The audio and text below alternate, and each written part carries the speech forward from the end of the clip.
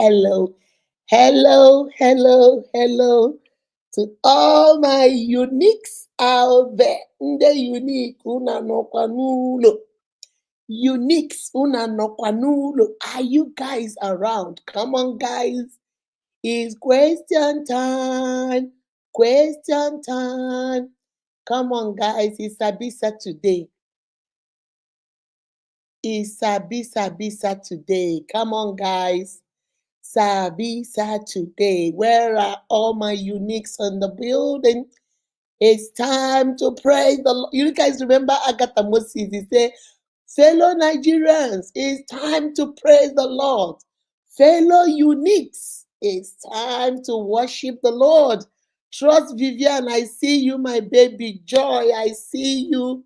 Oluwa Kemi, I see you, my darling. Adachinyere. Is it Adachi Chinwenwa? Oh, that's a pretty name. Adachi Chinwenwa. How are you doing, my love? Goodness. Mwah, mwah, mwah, mwah, mwah. I see you, Mama. Itunu. Mwah, mwah, mwah, mwah, mwah. I see you, Mama. Today is we are going to do another question and answer session. So if you have any question, drop it in the comment section. I don't know all the answers. I don't even come close to knowing all the answers. But you see all these my uniques you see in the comment section, they get the answer. If we, as the whole uniques, if we cannot get the answers, we will go find it for you and come back next week and deal with it.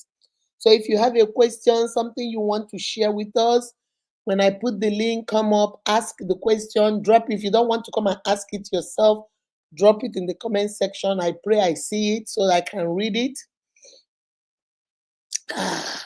Joy Samuel, how are you? How are you, my love? How are you? Happy International Women's Day. Yes, so happy Women's Day to all the women in the house. Yay! Mothers, women, single, married, divorced, single mother, whatever category, women, you guys rock. You guys rock, okay? I don't care how the society treats you. I don't care how they try to make us feel like we are second-class citizens. I don't care how they try to blame everything on us. Babies, you guys rock. You guys rock. Hey, Jagamba. The conqueror, the conqueror, the empire, the lion is here. Lake Onada. Zobu, Nimba, Toya Dike, Lenu Dike, Toha Dike. We should be, they should be telling women we are decades. Toya Dike, Lenu Dike, Iye Jamara Dike, Ruego, Egwe Chenjigo, Ihe jamara dike ruego egwu adagharịa enwere mpakasị ọ na-emekasị ebube dike nwanyị makarịa achala ugo dike clear the road for who sabi ude onye na-ekwu maka ya batago ude enwere mpakasị women will rock enwere mpakasị ọ na-ebekasị ebube dike nwanyị makarịa achala ugo dike. Guys, women rock. Just think about your mother. Think about what those mothers, single mothers, married mothers. Have you ever asked yourself how your mother will feed a family of 15 with less than 5,000 naira? She will prepare soup, she will do stew, she will do rice. You are asking yourself, this woman is a magic worker. Mothers, they are magic. They perform miracle. Mothers are a mirage. The more you look, the less you see. I don't know how they do it. They cook, they clean, they breastfeed the baby, they clean the house, they are watching the car, they do everything. One-stop shop now, woman. Woman is everything. See, when God created Adam, he saw Adam in the Garden of Eden. He looked at Adam. Adam was running helter-skelter, taking care of sheep, taking care of goat, taking care of chicken, taking care of this, running all over the place like he don't colo. And God looked at him and said, "Hey, this one cannot make it by himself. He needs a helper. Only the only enyemaka. Chai, na so you dey run around, my son. Guess what? God saying, but go to sleep." That's why I look at all these men that say, "I can't understand the woman. I cannot understand." How can you understand somebody that was created when you were sleeping? Do you understand? You were asleep when God created her. So there is no way you can understand her. It's beyond your imagination. It's beyond your capacity. You can't understand her. You were sleeping when God created her. And then this is woman.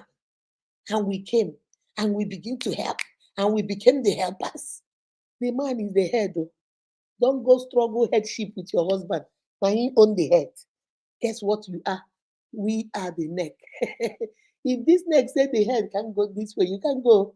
If this neck say the hikaba, you can't change like this, you know go fit them. Women, we are essential. We are important. We are significant. Anuaka. Women, Anuaka. You people rock. Let's celebrate each other. Sisters taking care of sisters. Sister queens. Queens taking care of queens. Reach out to your sister. Happy International Women's Day. I appreciate and love every woman. I'm a woman. I know what it entails to be a wife, to be a mother, to be a tailor, to be a cook, to be a chef, to be a mechanic, to be a cleaner, to be a construction person, to be a scientist, to be a doctor, to be a nurse, all in one. Now only you waka come. Everything. Your child is sick, you become a doctor. They go to school, they don't understand what the teacher said. You become a teacher. They go to college, they are confused. You become a professor. They break their toys, you become an engineer. They want to eat, you become a chef. They mess up the house, you become a cleaning lady. You would try to protect them, you become a security guard. You are everything rolled in one. Baby, do you understand where Mama Unique is coming from? You rock. You rock. All right? Now let's do our music. Let's go. Oh yeah. This is for Unique Akudo TV. We are the ambassadors of empowerment. That's what we do. Let's set it the hand that give it. Our Kukonso Korea. Our Kukonso Korea. Ishagama.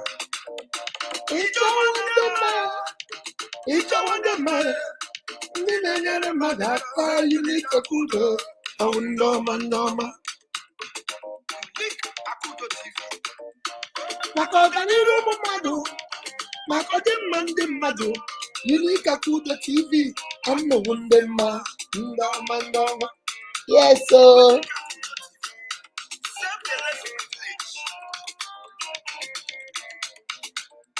Unique Akudo TV. Oh, Amarana.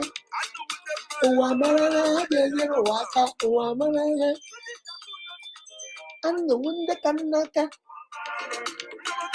Oh, Amara. Oh, Amara. And there was the Karakanda Manager Gamba.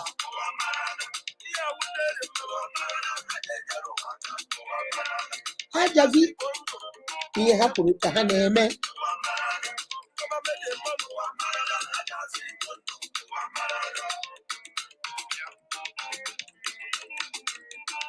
Unique Akudo TV. I'm the wondering man. Agaba meje mono. Ndama chuku goziri agozi. Ndama. Agaba meje agamba. Unique Akudo TV. Woman empowerment. All areas of life. Ajenyere obodo aka.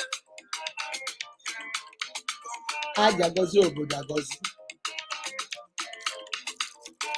Woman empowerment ka anyị jiri bịa.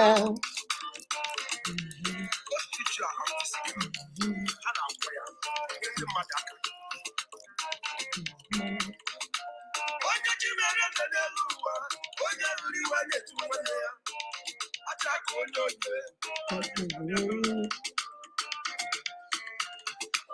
ihe mụnụ na-emerụ werika ọnụ mụnụ na lụrụ weriko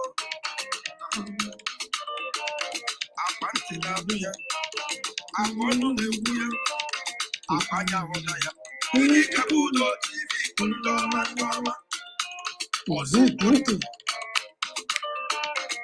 kebe ụlọ tv anụkwu ndị mma ụwa mara ndị mama ji eme ụwa mara ha ga-enyere ụwa aka ụwa mara ume dị gọọmenti anyị ga-aga ụwa mara ndị mama ji eme ụwa mara ha ga-asị igbo ụwa mara testimony karịrị akarị Excess testimonies ndị a na-enyere aka.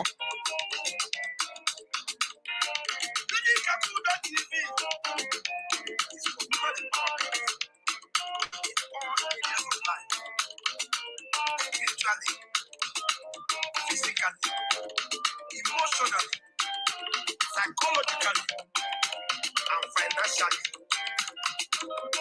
anyị wụ ndị mma anyị ga-enyere ụwa aka Chineke mere ego eze na-enyetụ ụmụnne gị nwaanyị ọma meji aka antị ọzọ Igbo ndụ. Yes, so Yes, so this is what Unique Akudo TV is all about. We concluded 1 billion empowerment for small businesses, giving out 50,000 to 50,000. Unique, ọ bụ ihe eji mara anyị o. Anyị ji enyere ụwa aka. yeah, we give out 20 POS machines, 10 uniques. I gave out 50,000, 10 uniques last year. Business empowerment. Ihe ọma si na ji abịa o. Onye chinyere onye n'anya o. Unique Akudo TV nwụrụ ndị mma. Ihe m na-enwere ike ka onye si onye si eme ka Chukwu si agọzi ya ihe ọma ị na-emere obodo ka nwaanyị ọma.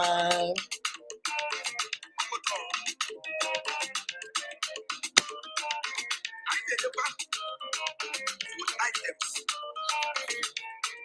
Let's pray for us. Na-enye ego.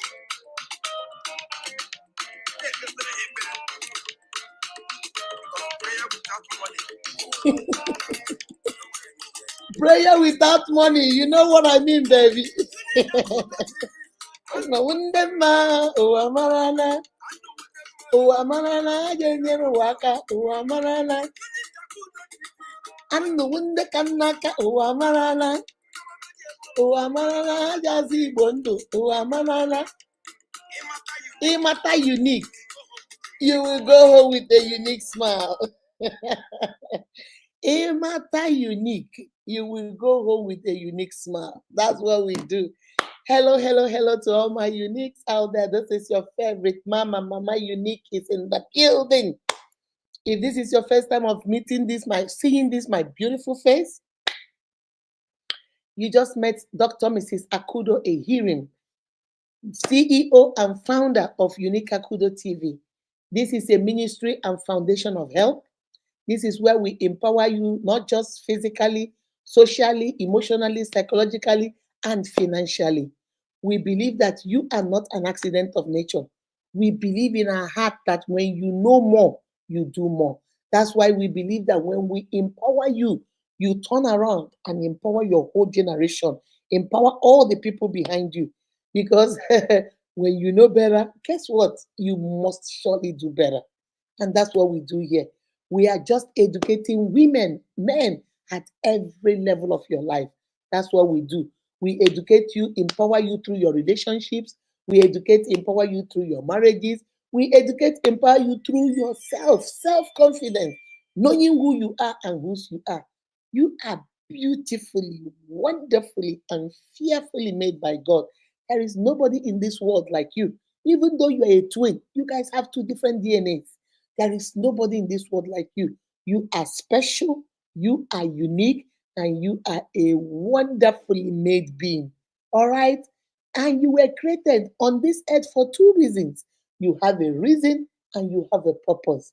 And you pray for God to open your eyes so you can know your purpose. Because when you start fulfilling destiny, when you start fulfilling your purpose, there is no greater joy than that. That is the greatest thing you can do for yourself, fulfilling your purpose on earth. Even if there is money or no money, you feel content because you are doing exactly what God brought you into this world to do. All right? We go live on Tuesdays, on Thursdays, and on Saturdays for marriage, relationship, self esteem, and self confidence. We let you discover who you are.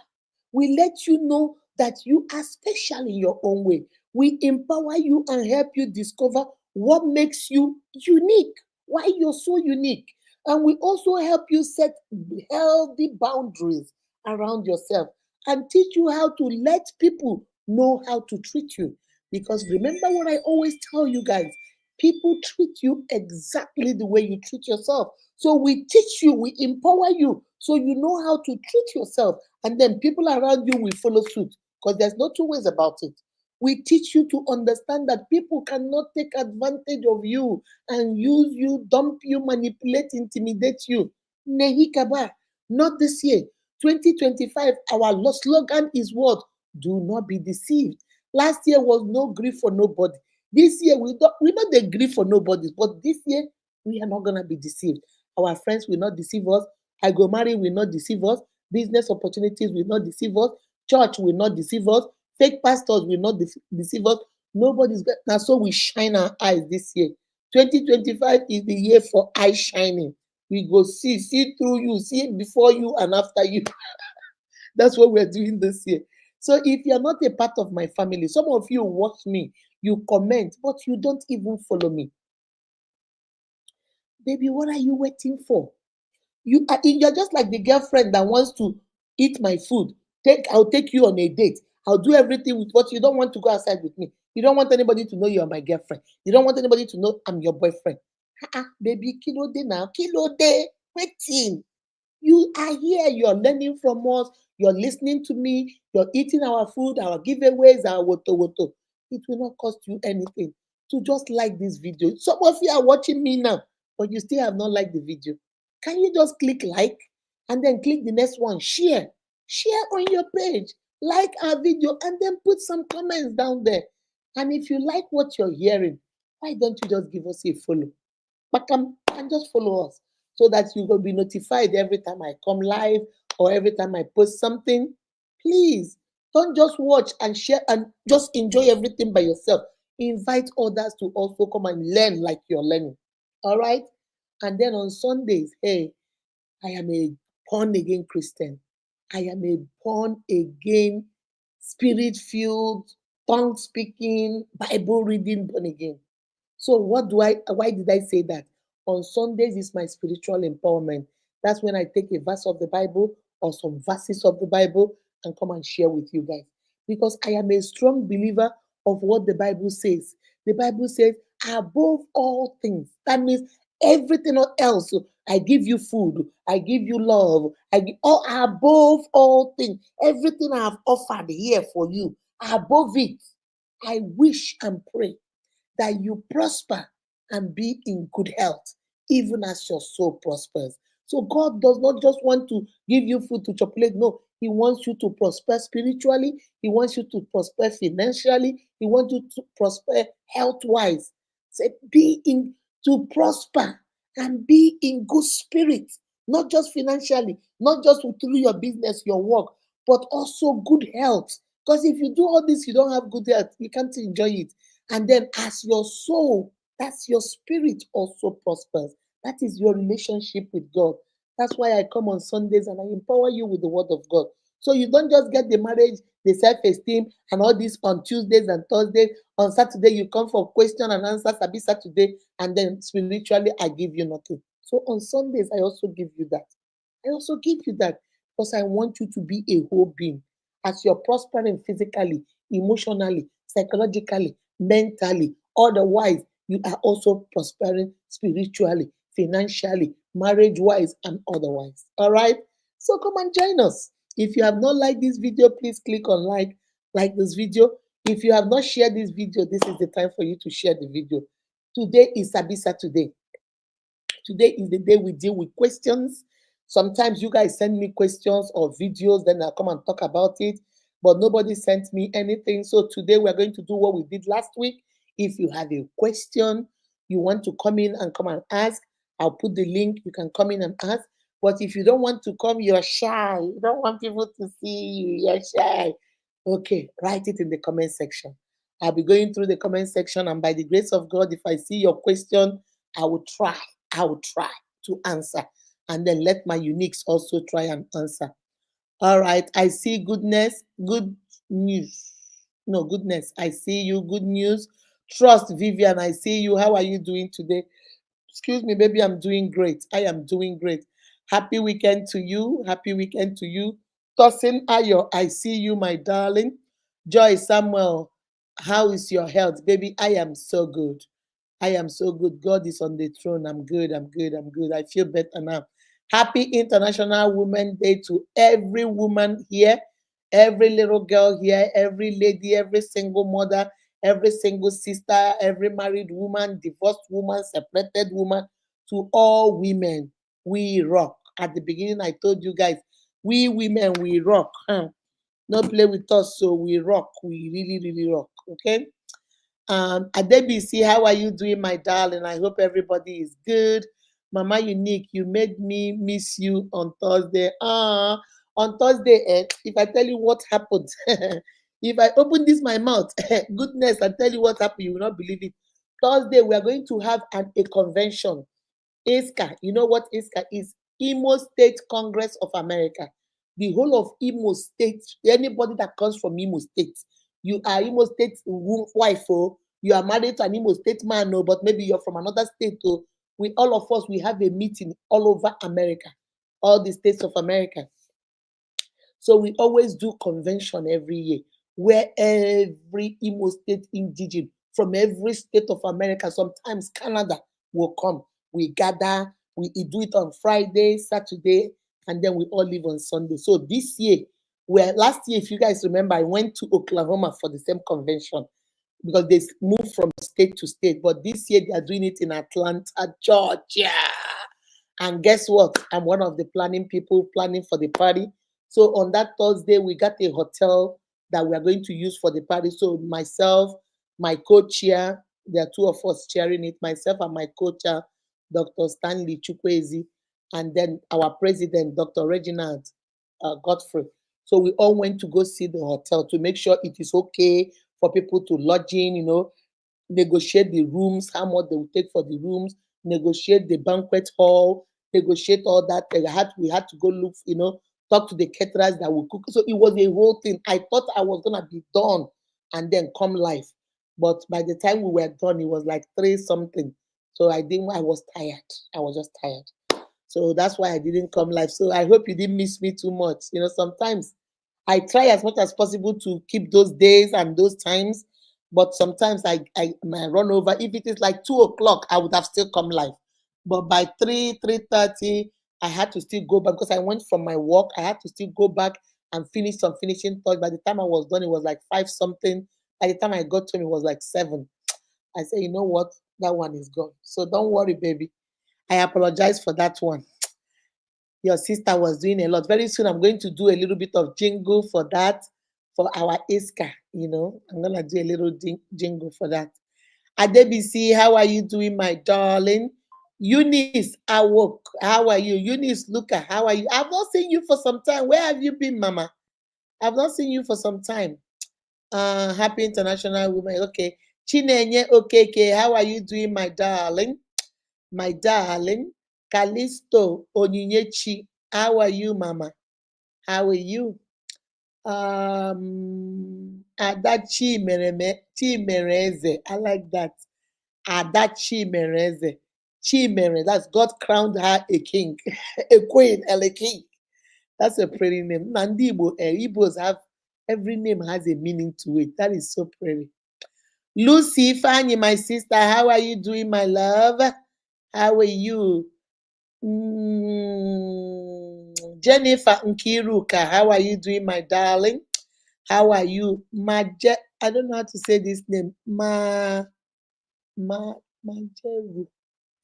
Is it Nkechi? Did I say your name right? Please don't be angry if I didn't say it right. Please don't be angry. Read answer for my beautiful wife. How are you doing? How is our beautiful husband? I've not seen him for. I saw him the other day in one of the lives. Well, that is the last time I saw him. How is our beautiful husband doing? I hope he's doing great. Chizoba Ikenga, how are you, my darling? How are you? Oh, let me see. Let me see. Invite your friends, invite them, tag them to come on.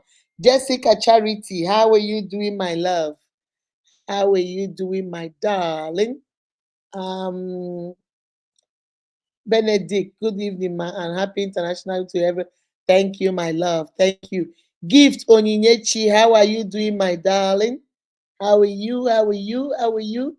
I'm going through the names. I can see if there is any question. You cannot understand woman. How can you understand woman? Felicia Nkechi, how can you understand? Is this Felicia? Yeah, how can you understand Felista? How can you understand women? That's why when men say, "Oh, I can't understand the woman," women are so confused. How you go understand person where you they sleep when God make them? You were not awake. Maybe if you were awake and saw how God created her, maybe you will understand. Oh, okay, that's why she has mood swings. Oh, Chineke, I see. That's why she acts the way she acts. No wonder nobody can predict that because I saw what God was doing. You were asleep. God made you to sleep. How can you just wake up and you see one manager, you saw senior baby, you saw slave mama standing. Nobody told you to call her. I call her woman. You give her a name, oh, just because you saw a tantalizing sister in front of you. You saw Ugo Chukutubere standing in front of you. Say, God, hey, God, this one fire, this one fire, this one fire. And then you want to, how can you understand person where you don't know? You can understand your child because you were present from the day your wife conceived. You were in that child's life. You saw it. You can understand. And you can't understand the woman. You were not there when she was created. God made you fall asleep. So you can't understand that. There was this thing I saw. There was this thing I saw. They say even God himself cannot even understand women. I think I saw it on Facebook. He said God created woman. She said she doesn't want this eyebrow, took it off and put her own. She doesn't want this eyelashes, took it off and put her own. She doesn't want this lip. She went and put injection for it to be bigger. She doesn't want this cheek. She went and put some cheeks to put it there. She doesn't want one. She went and opened the whole ear. God said she doesn't want her breast. She enlarged it. If she's too big, she put it down. She doesn't want her behind. She went and did BBL. She said, who do you think you are to understand women? God that created them did everything. They went and changed everything around. There was another one I saw. I don't know where I read that one. They said that a man died and went to heaven. And when he got to heaven, God said, it is not yet your time to die. So I'm going to send you back to earth. Just ask me for one thing, just one thing like this. One, not two, one. And I'm going to grant it for you. And the man said, God, please, I don't like this aspect that some people live in Nigeria, some people live in America, some people live in Canada. Is there a way you can connect the whole world together so that we don't have to fly to this country or we don't have to go over the Atlantic Ocean and all? Just let it be. If I want to go to America, I enter my car, just drive to America. If I want to go to Canada, why can't you just make the whole world like one flat place where you can drive to? God say, my son, that is not possible. That is not possible. That one is going to be very hard for me to do because that's why I made it the way I made it. There are waters. I separated the waters from the land. This was before creation. This was creation now. I can't change it. So please, we can't drive 3,000, from here to Nigeria, it's like 3,000 miles. How are you going to get there unless you fly? My son, please ask for something else. That is so impossible for your God to do. Ask for something else. He said, the man said, okay, since you cannot do that one, can you please help me understand my wife? I can't understand when she's happy. I will do something today, she's happy. I will do the same thing tomorrow, she's angry. I will tell sorry today, she accepts. Tomorrow I'll say sorry. She asked me why am I saying sorry. I am so confused. This woman is giving me, oh, this woman is confusing me. Since you can't do the first one, just make me understand my wife. Make me understand women. They say God thought. God rub his head. God say, you know what? I'm so sorry about the second one. Can you go back to the first one? I will see how possible it is. I will try and do it. They were trying to say that to the extent that God himself wanted to do the impossible in order to not to explain how you can understand the woman that he himself created. You see how they do us? My sisters, you see how they do us? They want to make it look like we are the most difficult people on this earth. That even God that created us can't even understand us. Women, we are not that complicated. We are not that. It's just that if you give us a little bit of time and take your time to study us, don't be distracted by what you see in front of our chest. Don't be distracted by what you see behind our back. Don't be distracted by how well we can knock you. Don't be distracted by how well we can cook in the kitchen. Don't be distracted by how well we can clean. Get to know us. So we are human beings, so just get to know us. If you get to know us, I promise you, you will love us. So you will understand us. You see all these marriages, you see, say, hi, their own, they sweet. How have they been married for 50 years? How have they been married for 40 years? It's because they take time. Oh, that man took time to understand that cross for the wife's head. He took his time to say, she know they like this thing. She know they like too much dirty. She doesn't like place in her kitchen. When she cooks, she wants you to appreciate her and say, hey, this one sweet. Oh, if you understand her, I promise you will not be crying that you can't understand your wife. I promise you. Because you are so distracted by waiting you want knack. You're so distracted by waiting you are seeing in front of her chest. You're so distracted, oh, the bigger the better behind. So you are not paying attention to know. She is telling you through her action, through her anger, through her vessel, through everything. We say, I don't like this thing, but they listen. They listen. There was this thing, a video I saw. This man went to his wife and told his wife, what do you want for your birthday? I want to buy you something for your birthday. Tell me 3 things you want for your birthday. The girl said, number 1, our children are growing. My car is so small. I do the bus run in the morning, I do the school run in the morning, and I do the school run in the evening. The car is getting too small for me to carry 4 children. If you can get me all these, like a truck, it's so hard for me to go into this car that is down. Get me like a truck, a forerunner, anyone that is good. I don't mind. Please. That's number 1 thing I want. Number 2 thing I want a vacation. Pay for me somewhere, Lagos, Abuja, just a week where I can go, no children, just relax. If you want to come with me, my husband, you can come home. I will ask my mother or my sister to take care of my children during holidays. And then that's another thing I want. Number 3, I want you to give me money to go, because I don't want you to go buy for me. You might not buy the right size. I want to change my wardrobe. Just give me small money, any amount. I will add it and go buy small things for myself, because they promoted me at my job. So I need to be more corporate. So I want to change my wardrobe. And these 3 things, choose anyone you want. The husband say, oh, so the one of the car, what kind of car do you want? He say, I don't care. I don't care about the car. As long as it's a 4-wheel, a car that is up like a Jeep, and is big enough, maybe 2-seaters. So my children, 2 can stay in the middle, 2 can stay at the back. No more too much fighting, 4 of them at the back. That I'm okay. I don't want to have 4 of them just right there. I want to have, 3-seaters, whereby 2 can be at the other back, 2 can be right behind me, or 1 can even sit in front. So at least I can rest. The fighting will stop. That's all I want. The man said, oh, okay, don't worry about it. Do you know this man went out and bought this girl? What is the name of that car? An electric, either there's electric what do you even call it? Range Rover, or whatever you people, I don't know cars. Either Range Rover or one of those fancy cars. But this one is electric. Remember, he asked the girl, but what if I buy electric? What if I decide to buy you a car and I buy electric? Would you want it? The girl said, no, I don't want electric. I don't want it. I don't like it. The man said, but this electric Land Rover is so good. Oh, I love that car. You love that car. I don't love that car. I just want something simple. I don't want complications, just something simple. Do you know this man still went and still bought that car that he wanted? And then when he brought it, the girl did not want it. The girl said, I already told you I don't want this car. Oh, but baby, it's so beautiful. I don't want this car. But baby, why are you acting like you're not appreciative? I don't want this car. I bought this car, so amount. I don't want this car. I even bought your favorite color, black.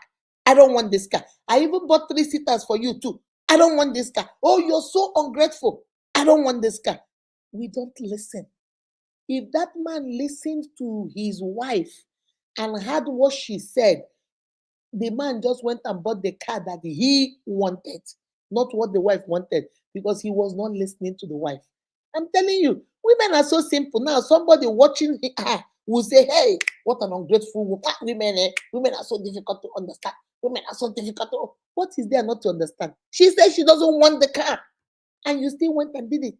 And now you want her to take it by fire, by thunder. And if she says no, she doesn't want it, she becomes the bad woman. She becomes the ungrateful woman. She becomes somebody that is not thankful. She becomes somebody that doesn't appreciate anything. But she told you from the get-go, she don't want them. Now you will know here. Women are very easy to understand. If you take your time, take your eyes off the wrong places. Take your eyes off her chest. Take your eyes off her behind. Take your eyes off what she's cooking for you. Take your eyes off what you want her to be and what you want her to look like. And study and get to know the real her. Baby, women are the easiest people to understand. I promise you, but you won't agree now. You say because I'm a woman, I'm supporting them, but it's the truth. All right, let's see. Mama Unique, is it wise for husbands to withdraw his wife's money with her ATM without telling her, knowing that the wife has low blood pressure? My dear sister, I don't even know how to answer this one. Number one question I will ask the lady that asked this question is, how did he get your debit card? He took it from your wallet. Do you take his card sometimes? Because you see, sometimes men do what we do to them, but when they do it to us, we get upset. Are you the kind of woman that goes to his wallet and just take his card and just go do whatever, and then you tell him, after all, you're the man, it is your job to do it? Now he has returned the favor, and now women, when they return the favor to us, we know they like them. So I don't know whether that is one case. I'm just saying, I'm just throwing things out there because I don't know I'm not there to know the details of the story. Number two, if you guys don't take each other's card, then it is not right for him to take you. If he wants to, that means there is no communication. Because if you guys communicate effectively in that marriage, and maybe he needs money to buy something, maybe it's even for you, it's even for the children, it's even for the household. If there was effective communication in that relationship, he should have been bold enough to come to you and say, hey, babe, I want to go buy this. Maybe I want to go buy milk for the baby. It's $500. Sorry, it's 500 naira. But what I have is only 3. Can I get 200 from you to make it up? And it's okay. If you have, you give. If you don't have, you say you don't have. But he should have been bold enough for him to just disregard your opinion. That money might have been for something else.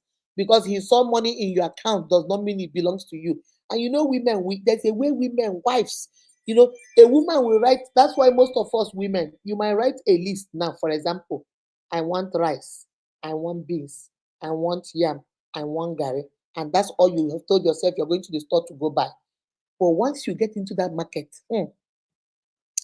you buy your gari, you buy your beans, you buy your rice. You don't buy those 4 things that yam. You don't buy the 4 things you want.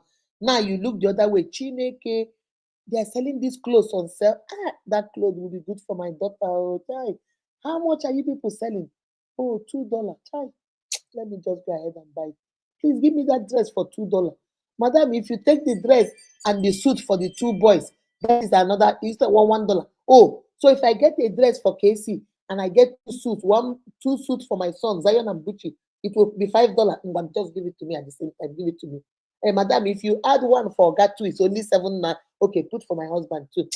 I'm done. Let me go. As you're running, you look, child, it will be good to eat oha soup. Oh, and this oha is on sale.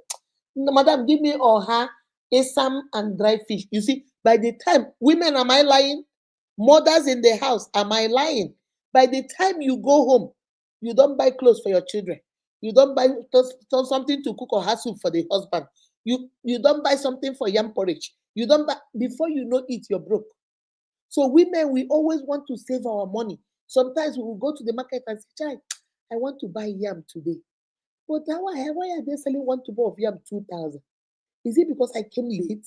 Because I know if I come very early in the morning, yam it can never be 2,000. It's about 1,000. You know what? Let me take my money and go very early in the morning before I go to work. I will go to that Ohaji market. They sell it. This is the way the mind of a woman works. Her mind just goes. She is always working, saving, working, saving. How do I save a penny for my family? And then she will go. And then before you know it, tomorrow morning she will take a bath and go to Ohaji market, use her 2,000 and buy 3 tubers of yam. And then she comes out and she says, see, I would have wasted my money in that useless market for 2,000, one tuber of yam. Look at now, I bought 3. This is good. And she feels good about it. So maybe the money you have there, I don't know who you're asking for. Maybe it's you or your friend. Maybe, like she said, she has low blood pressure. Maybe the money there is for her medication. You see why communication, I can see from what this question, you guys lack communication in that relationship. Because if you have effective communication, he could have come to you and said, baby, I'm short in this area. And then you could have said, child, the what I have is just for my medication. Well, don't worry, by next Friday, they will pay me. See, that's communication. But for him to go take your card without asking you, without knowing what the money is meant for, without knowing whether the money is your children's school fees, is for your medication, is for his own medication, he does not know, and he just take it and go withdraw money. That is a little bit selfish of him to do that. I don't think that is right. See, and that's why I first of all said the first option. Maybe this is what you people do. Maybe sometimes you go to his wallet and see money, you take and say, hey, but baby, I just took $20 from your wallet. Maybe he now saw your own too and came to take, and now you're angry. That's the first scenario. Maybe that's what you guys do together, okay? But the second scenario is he did not tell you, he just did it because he can. There are some people that say, I can. Your money is my money. My money is also my money. Because they feel like, after all, it's my money, you're my wife. So if anything that belongs to you, but it is okay. You are his wife. Anything that belongs to you belongs to him. Anything that belongs to him belongs to you. But effective communication is needed because that money might have been mapped out for something else. That's why he should have. So for me to answer with the second scenario, that was a little bit selfish of him. So in that case, you have to talk to him and explain to him that whenever he sees money in your account, does not mean that you now won the lottery or you won Niger Bet. You're now a millionaire. No. Some of you women, I know that time when I was in Nigeria, some women do what they call ososo, like contribution. So the money in your account might not even be your money. It might be money that people did ososo contribution to you. So if your husband go there and see 2 million and think, you don't reach, you don't know, say, be your money. Now, money where contribution, other women gave you to keep for them. And during November, December, they gather and share it. Now you're owing people that have been contributing to you. Some of us mothers are treasurer in our church meetings. Some of us mothers are treasurer in family meetings. Some of us mothers are treasurer at all, somebody at our work. Maybe you came back from work with the money you guys made that day to go deposit it in the bank tomorrow morning before you leave. And your husband will say, oh, you don't get money, come carry them. That's wahala. So that's why communication is important. Make sure, guys, I always encourage you guys. I know some of you will say, Mama Unique is always talking about communication, communication. Let me tell you guys the truth. Marriage does not survive on love. Let me take this off now and tell you guys something. Whoever told you that marriage is only love, that person lied to you. Marriage can never survive only with love. There are so many ingredients that come with that love. Marriage is like jollof rice. Rice is the main ingredient. You see, rice. Remember, there's a video I did about jollof rice marriage. It's a long time ago. Maybe I should go search for that video and bring it back. Or maybe I can do another one. Jollof rice marriage is rice is the main ingredients in jollof rice. So love is the main ingredients in marriage. But jollof rice, you cannot just throw rice on the plate and start eating it. You need oil, you need onions, you need tomatoes, you need tin tomatoes, you need tatashe, you need seasoning, bell leaves o, accent o, maggi o, pepper o, Cameroonian pepper o. If you want to put fried rice, you need those veggies, peas o, corn o, green beans o. Iyekrite, you need it there. If you want to cook liver fried rice, you have to get liver, cut it into everything is needed to make that jollof rice wonderful. That is how marriage is. Everything is needed. Love is the main ingredient, but other things are needed. Communication after love, the next thing is communication. If you can't talk and express yourself, how do I know when I'm wrong? How do I know when I've hurt you? How do I know when you're crying? How do I know when you're hurting? How do I make amends if you can't tell me what is going on? So please, my sister, what he did was a little bit selfish. It was very selfish of him, but let us talk about it. Explain to him why. Talk about your low blood sugar. Talk about your low blood sugar and explain to him why he cannot just go use your card. And then, my sister, now you have to be a little bit more careful with your card too, on your own part. You're not going to be hiding everything from him, but maybe you have to be a little bit careful. But have a conversation with him so he understands the magnitude of what he did. Because if that money is not your money, or that money is for medication, or that money, so that next time he doesn't do it, because your health might be at risk.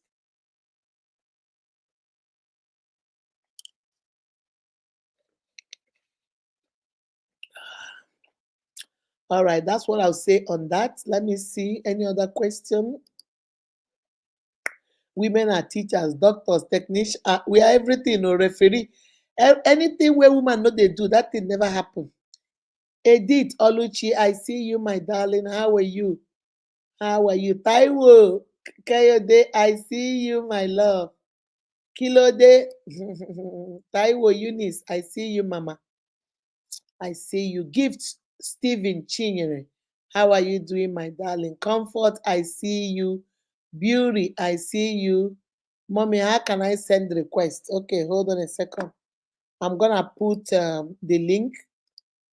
I'm gonna put the link in case you want to come in and you don't want to ask the question. You don't want to write the question. Excuse me. You don't want to write the question, but you want to come in and ask the question yourself. I'm gonna put 3 links here on I'll put 3 links here on StreamYard, and then all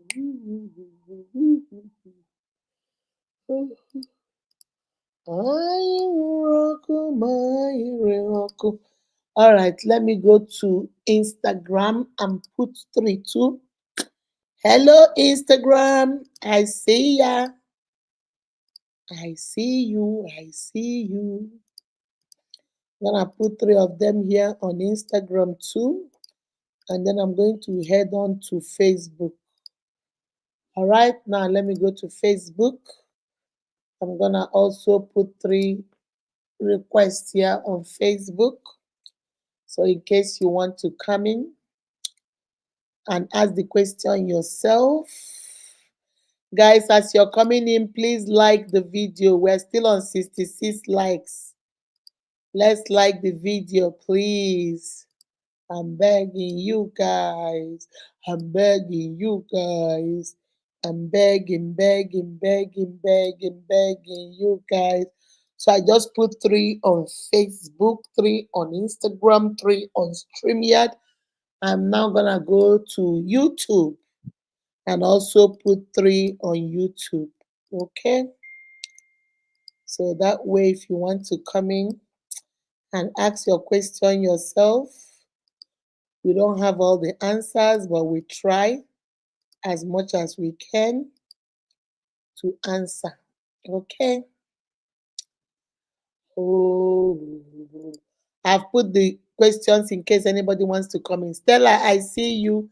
Esther Tope, I see you, my love. Chinyere Nkama, I see you. Justina Chinyere, how are you, my darling? Chichis Tichis, Chichis Tichis, how are you doing, Mama? Chichis, Grace Okafor, I see you, my darling. How are you? Francis Mary, I see you. Ezechuku Blessing, I see you. Abiola, I see you. Ha, Jagruda. Ikwakwịrịkwa, o subirila, Jagruda, Jagruda. o subirila. Ebere, iṣẹ́ adégi wa nwa nwa. Ana m anụ ihe, ana Ana m m anụ anụ ife, ihe, ana m anụ ife, ana m anụ ife, ana ana m m anụ anụ ife. ihe, ntị adịrọ na. O subirila. Na ụmụ unique, enwe onye n'ime unu ishiri mma. O subirila. Facebook si anyị kwanyere onwe anyị ugwu. Mfe ọ bụrụ na social media. Social media si anyị kwanyere onwe anyị ugwu. O subirila. 1 gig data bụzi 800. Are you serious? 1 gig data is 800. Ihe anyị na-azụ 300, 250, ọ rigoro 350. Ihe a na-erezi ya na-abụ Unu abezila life. nsịgị na ihe a na-erezi ya na-abụ eto anya bụ ihe m na-eti. O subirila. Hey, Chineke mere mere. Social media bụ inwe power. Bịa inwe power izu ike. Yes, so ọwụ zukwa n'ike, ị ga-enwe pawa gị izu ike. Apụtara m na mgbede a otu mfu niile online si ka m rush emegodi 1 gig before ike ihe ya na-amịzi ya na bụ ọmịmị tii ha na-amịkọ ya ndị ụwa ọjọọ. Okwu social media iji ekruzu na-enwerekwa ndụ eti ya anya. Achọghị ịnapa Ee, ya. awịrị n'anya ọjọọ ha wee ya n'ime. Chineke ihere ya emecha ha niile n'otu n'otu. Mere biko hapụ maka. How are you doing, baby? I'm fine. Masị m ka m kene gị Happy Women's International Day. I wish you the same, my darling. I wish you the same. Akasị ka m kene ego na enwero mmaọchị maka na ya bụ ihe ọkụ dị ova. Nkenecha ya ka m nọkwa na comment section na-egere ntị. Ngwanụ maịtị ya, bye. Ụmụ unique, unu niile nwee ka ishiri mma. Let me see. I'm seeing some new names here. Janet, I've seen your name a couple of times. How are you doing, Mama? I don't know how to say this name. Makajuala. Please don't be angry. I don't know how to say it. I'm trying. Nimata Makajuala. I don't know whether I said it right, but that's a new name. Welcome. Favor Anya Chebelum, I see you, my love. Hey, Umokro Deborah, long time no see. How are you doing, my love? I hope you're. Look at my baby, Solomon. How are you? How are you, Mama? Jennifer Kinsley. Ike Mere, how are you doing, my darling? Miss Bridget.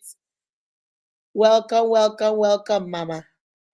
Let me see. I'm looking for questions. Happy International Day. Happy Women International Day to all the women that rock. I need one car. We are just too much. Whether they like it or not, though, by fire, by thunder, we are too much. God created us special. Guys, as you're coming in, please like this video, like, share. Make sure you have shared this video. If not any other place, make sure you have shared it on your own page. You know, sometimes they won't let you to share in groups, but at least share on your own page. Pretty Choma, how are you doing, Mama? How are you doing? Happy Women International Day to you too, my love. All right, I've been missing your live. Oh, Chacha, where did you go? I was live on Tuesday. I was live on Tuesday, but I wasn't there on Thursday. I had some things I was doing on Thursday. Comfort, Ekwelam, how are you doing, my darling? How are you? Let me see any other question. Hope you're seeing me on YouTube. Justina Chin, I'm seeing you, my darling. I'm seeing you, Mama. I am seeing you. I saw snake. I run to the house, oh Lord, to take a knife from my came cut snake head. Florence Akindeji, I see you, the unique of the most high. Florence Akindeji, you people didn't do flyer for me for International Women's Day. Florence Akindeji, do flyer for me now so I can post, please. International Women's Day. I didn't see no flyer. Divinity, Clem, how are you doing? How are you doing, my love? Edith, I see you, my darling. I see you. I see you. I see you. I see you. All right. I don't think we have any other question. Good evening, my happy women's international. Bridget, let me see. Bridget has a question. It says, a sister confided in me. She has an old male friend that they grew up together, but not in any form of relationship. Both are married separately. The guy is outside the country with his family, while the lady is in Nigeria. She chatted casually, but she chatted casually, but greeting him. The lady's hubby is now accusing her of cheating. She is so down because of the bad thing he said to her. She needs advice if it is wrong to chat with old friends. I love this question. I'm going to take it off the stage so I can really, really talk to my sisters because this has destroyed so many marriages. Okay? So, the gist of the question, she wants to know. She grew up with this guy. They are childhood friends. Nothing sexual, nothing in a relationship, nothing, nada, neyi, kaba. But they are friends. Now she is married, he is married, but they chat. The guy is outside the country, so the guy calls, they chat, they talk, they are friends. It is okay. All right? But the husband is not comfortable with it. The husband is now accusing her of being cheating. You are cheating. You are cheating with this man, even though the man is outside the country. Now she wants to know, is it okay to chat with your old friend or your marriage? Is it all things have passed away? Behold, new things are made new. All right, now let me tell you guys, come closer. Come close, all of you. Bring your chair closer. Those of you that are at the back, but then closer. Come closer. If you have never listened to Mama Unique, you have never heard anything I say. It enters this ear and it goes out through the other ear. Now listen to me. Hold your ear like this. As I'm talking, hold your ear like this. This is a very, very delicate topic. You see, one thing, there is something, first of all, I'm going to start with what is cheating. Then I'm going to go to what is proximity love. And then we now go down to your question. There are three kinds of cheating these days. Before, cheating is when you knock with a man or a woman. Sexual, physical, sexual interaction. That's number one kind of cheating now. We have emotional cheating. Emotional cheating is, it is not physical, there is no sex involved, but emotions are entangled. Do you understand what I'm saying? And most of the time, the emotional, if care is not taken, when the opportunity presents itself, it will graduate to physical sexual relationship. Do you know that your emotion is who you are? When something good happens to you, you want to share with that friend. When something bad happens to you, you want to share with that friend. There are some secrets about you your spouse does not know, but that friend knows. Everything that is happening in your life, you are emotionally entangled with that person. If care is not taken, if you present opportunity, physical opportunity, and they begin to sit and hang with each other, most of the time, if not 98% of the time, that emotional entanglement, cheating, will not lead to the physical cheating. But you need to be very careful. Women are very emotional. That is cheating. Then the third kind of cheating, they just added this one newly. Since social media came out, that's when they added that one. It's called social media cheating. Some of us, we knock men on the phone online, but we don't call it cheating because we say, did I sleep with him? It was just phone sex. It was just phone sex. Baby, it's cheating. Some people have relationships online, and yet we are a married woman. You are a married man. Some of our husbands have a full-blown relationship online. They have never met the girl. They talk all the time, they chat all the time, they FaceTime themselves, they do phone sex, they do everything, but they have never met physically. But they have met social medially. They don't join social medially. There are three kinds of cheating now. I want to first of all classify those three so that when I start talking, I want you to understand what I'm saying. Now, there is something we call proximity love. That is the kind of love that happens because you guys are in a place, see each other all the time. Now you guys are entangled. Most of that kind of love happen with friendship, happen with colleagues, happen with classmates, happen with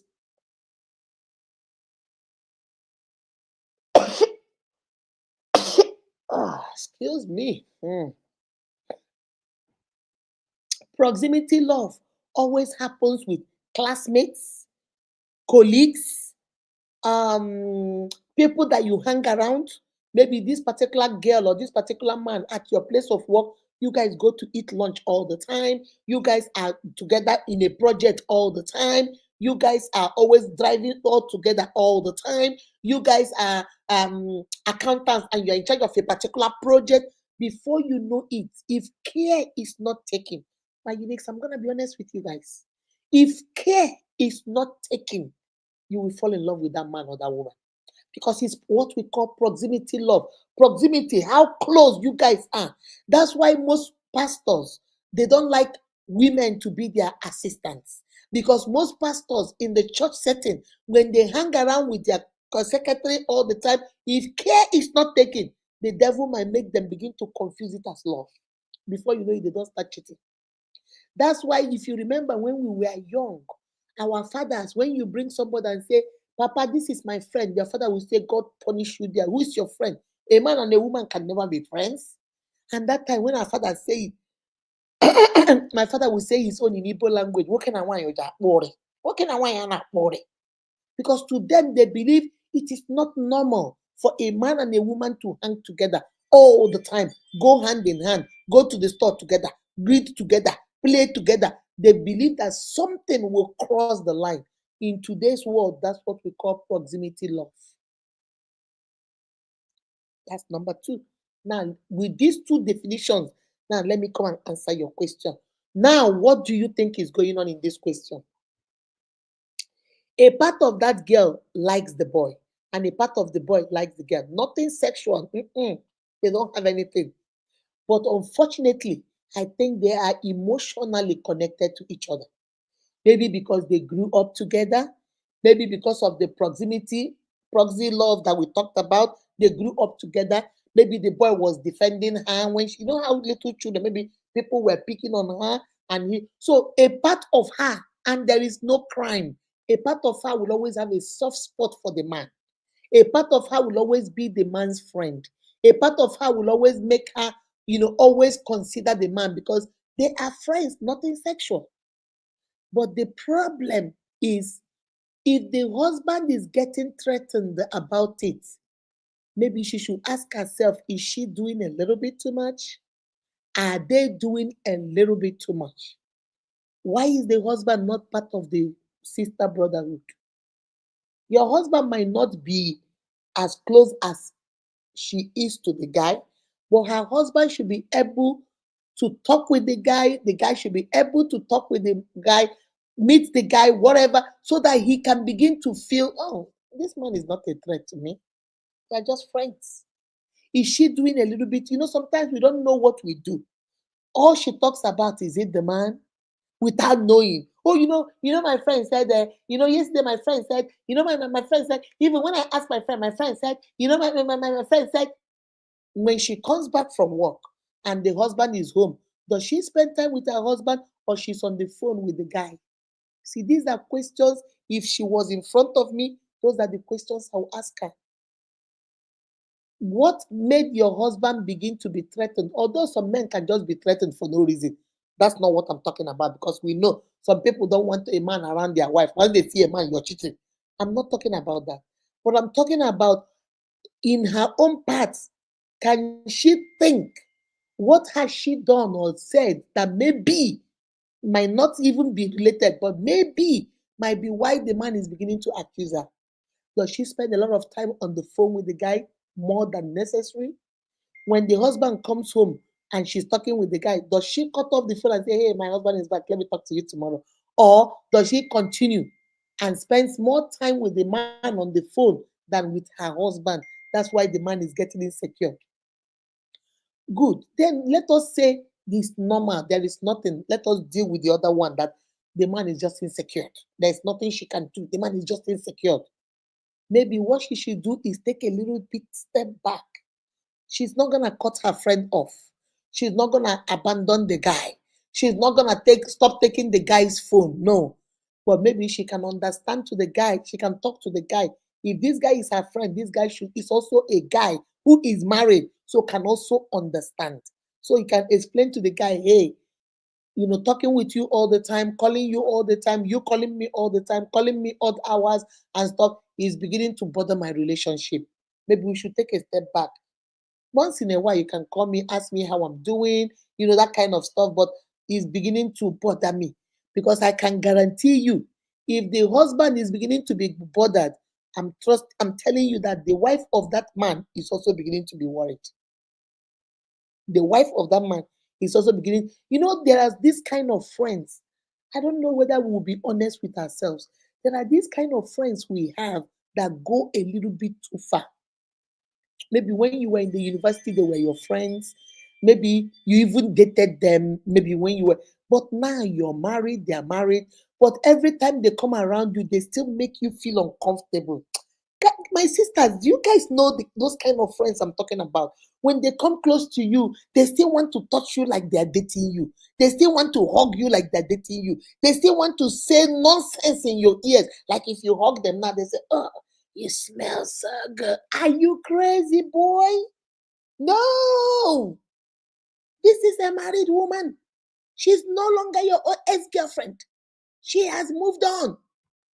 You see, some of those kind of friends, maybe you didn't even date them. You have never dated them before. But maybe when you guys were friends, you guys say all these curse words, you guys say vulgar things, you guys say a lot of things that don't make sense, and that's how you were in the university. But now that you are married, that friend still does not want to respect your marriage. He doesn't want to respect a man that is married to you or a woman that is married to you. He sees you and he still wants to say those vulgar things that you guys used to say when you were in university. He still wants to crack all those stupid jokes, forgetting now you are a father, now you are a mother, now you are somebody's husband, now you're somebody's wife, forgetting that that person must also be considered. If we used to make nonsense games before when we were younger and were single, you cannot come and say the same thing in front of my husband. You dey craze. Maybe before you used to call me one stupid name. Maybe you used to call me Ashawo and I used to call you Akonakona. Maybe that's how we talk. Yeah, I say Ashawo. You call me Oloshi. Now that you see that this sister is married with her husband, you still see her in front of her husband and say, hey, Ashawo, you dey craze. You they do you for head. You dey craze. And this is where I have a problem. Set boundaries. You respect boundaries. She is no longer within you. She is off your limits. She is married. So even if she was your childhood friend and you guys play, you laugh and fall on his leg, he laugh and fall on your head, it is okay then. Now you cannot come to her house or see her or outside and wants to laugh and fall on her. Her husband will not understand that. Or you want to fall on him. The wife absolutely will not understand that. And then you want to say she's your friend. Who, even me, I'll ask you, which kind of friend do you have, Nelson, that she is laughing and throwing herself at you with her breath? What kind of friendship is that? It's normal. It's a normal thing. Let's call a spade a spade. It's the truth. So what I would advise you is tell your friend or your sister, I don't know which one, tell her to think back. This is not the time to cry or to be depressed or start thinking like her husband wants to cut her friend out. Let her ask herself the truth. Those hard questions. Sometimes we don't want to ask ourselves the hard questions. Where did that?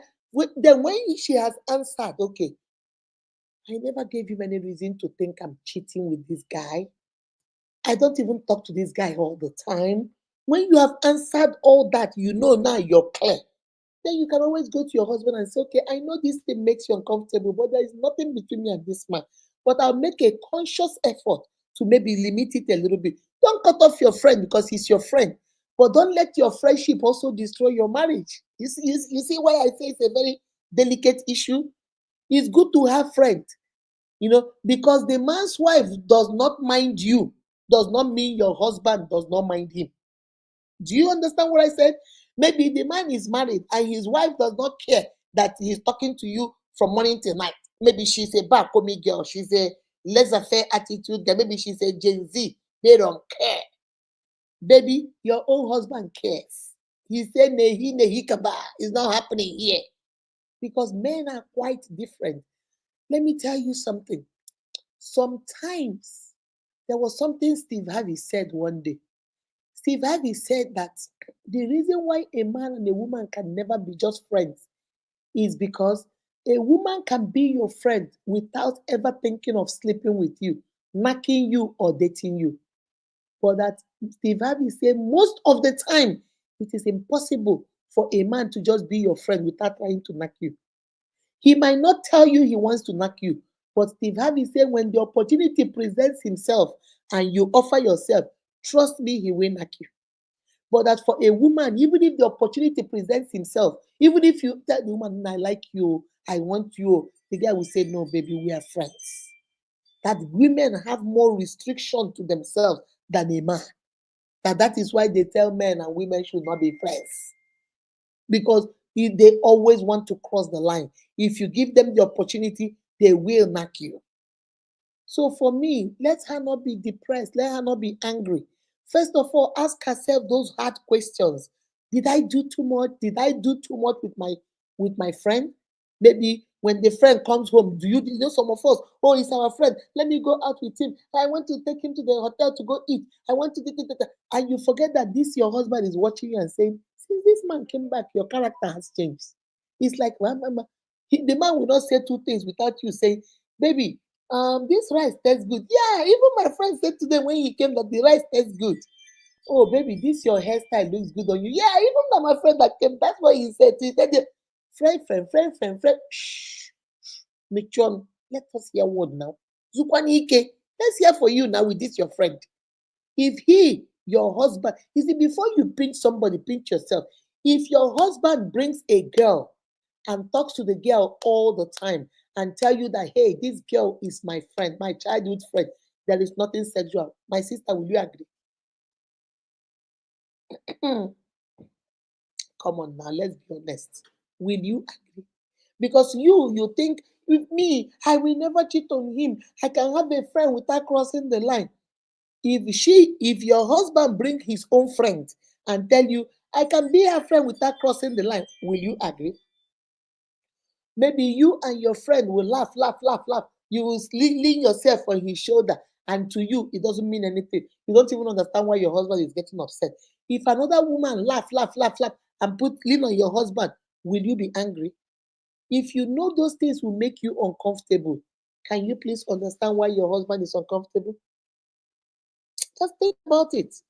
If a woman, an old friend hanging around your husband will make you uncomfortable. Why do you think your friend hanging around you will not make him uncomfortable? Mm. It's a doggy eat dog world. Though. Everybody Janya red eye like this, shine your eyes. You have to be very careful. Keep your friends. Ask yourself the hard questions. And if in any way there is nothing you have done without even, because sometimes we do things not knowing, unknowingly, without knowing. Do you understand? Maybe the way you talked about him, maybe the way you laugh when he talks to you on the phone, maybe how many hours you spend with him on the phone, maybe what, I don't know. If you ask yourself those hard questions and the answer is no, no, no, no, nehi kaba, then you know that it's not from you. Then have a conversation with him and tell him he's just a friend. And then try to reassure his insecurities. How do you do that? Baby, if this was bothering you, but I promise you, I'm not going to cut off my childhood friend. But maybe talking to him every single day is making you uncomfortable. I'll find a way to reduce it. I'll find a way to, talk to him only when it's necessary because I want to reassure your insecurities that there is nothing. Okay? There is nothing. That's what he needs. He needs your assurance so that you can quieten the insecurity in him that this your old friend once snatched his wife from him. That is the only thing going through his head. Unfortunately, that's the only thing going through his head. So that's what I would say in that one. Okay. You can never understand. We were even God. You see, God Himself is just laughing. The man don't tire for us Himself. My gender confusion is confusing God. We are too much. Yes, so after He finished creating us, He looked at us and said, these ones are a handful. Oh. You have to be eating gari and apple to deal with these ones. Yes, so we are the best creatures in the world. Do you know what it means? God created Adam, gave him the whole world. He named all the animals. You know what power? That is a lot of power. Put him in the garden of good and evil. Gave him only one instruction: don't eat this tree. Don't eat from this tree. Everything in the evening, the Bible recorded that God will come down and stay with him in the evening. And God saw that he was lonely. God saw that he needed help. And God said, I'm going to create you a helper. God made him fall asleep and created a woman. Do you know, like you all know, the first version of something is good, but you know that the second version is that is always bad. That is where it is. When God created this one, He did everything beautiful, wonderful. But God now said, the next version I'm going to create, I'm going to give her something extra. I'm going to give her a womb. Not only is she going to do my job, but she is responsible for reproducing you. Adam, reproducing you on this earth is her job. And Unique, do you know what that means? Do you know what kind of trust you will have in what you created that you gave that person a womb to be reproducing more of you? Remember, the Bible says we are created in the image of God. God gave Adam all the power, name all the animals, do this, do that, take care of everything, walk, walk, walk. That's the first thing God gave man, walk. So don't come to me with a man that has no job. God gave Adam walk, start walking, start naming, start doing, cutting, pulling, multiplying, cultivating. That's job. God gave him a job. But God decided in his second round of creation, he was going to upgrade this one. Like an upgrade. She will be producing more of me. My image, that's her job. My sisters, you don't understand. You are special. You are beautifully, wonderfully, fearfully made. You are something extraordinary. Hey! I don't know. I have to go watch my video on the power of a woman. The only instruction that Adam was given, do not eat from the tree. Eve was not there when they gave Adam this instruction. But how powerful that girl is. She went and the devil deceived her, which was bad on her part. But forget about what she did. She convinced somebody that was eating and dining with God. The God gave the instruction. This woman convinced him to eat from the fruit. Do you know what you're talking about? Huh. Do you know what you guys are talking about? Women are powerful. Women can build a nation and they can actually destroy a nation. Women can start war and they can also end war. Women can they can do and undo. That's the kind of power these people have. And yet we are the weakest sex, so we are the weaker ones. But the kind of power these women assume, fear woman. Oh. Tụkwa nwaanyị ụjọ, tụkwa nwaanyị ụjọ. Ah, who no go know. Onye na-ama ga-ama. All right, teaches. Let me see what you said. Ma, good evening. Please, ma, there's this guy that have been promising me marriage over 3 years now. He has come to my place. My people have seen him, but he doesn't want me to go and visit his people. Anytime I ask of his family, he will not talk to me for 2 days for asking him that. I keep on wondering why one of his friends told me that he's not in good terms with his family. Then what could be the problem? He doesn't want to tell me. Hmm. My sister, Chichi, why am what did I say? Shine your eyes. I go marry, no be marry you. I go, no be. He has dated you now for Otu, Abo, Ato, 3 solid years. He knows your family. He knows your people. He has been to your place. He has done all this. But sister, you never see him place. Waiting they wrong now. Every day you talk to him about it. What does he do? He doesn't talk to you for 2 days. And then he come back again. And you guys will start from where you stopped. Baby, it is time you take a stand. What do I always teach you guys? Is either you take a stand for something or you fall for everything. He has done it for 3 years and you keep letting him do it. You see, I know now the next question you tell me is, Mama, Unique, what if I take a stand and tell him we are going to put a pause on this relationship until I meet your family? What if he dumps me? Then what am I going to do? Have you ever asked yourself the second question? This one you asked me is a good question. But have you asked yourself the second question? What if you keep doing this and after 10 years he now dumps you? Can you ask yourself that second question? Because women, we are so fast to ask ourselves, but Mama Unique, I have given him 8 years of my life. If I dump him now or he gets mad and dump me, what am I going to do? The question I always ask is, are you willing to give him another 8 years and then he still dumps you?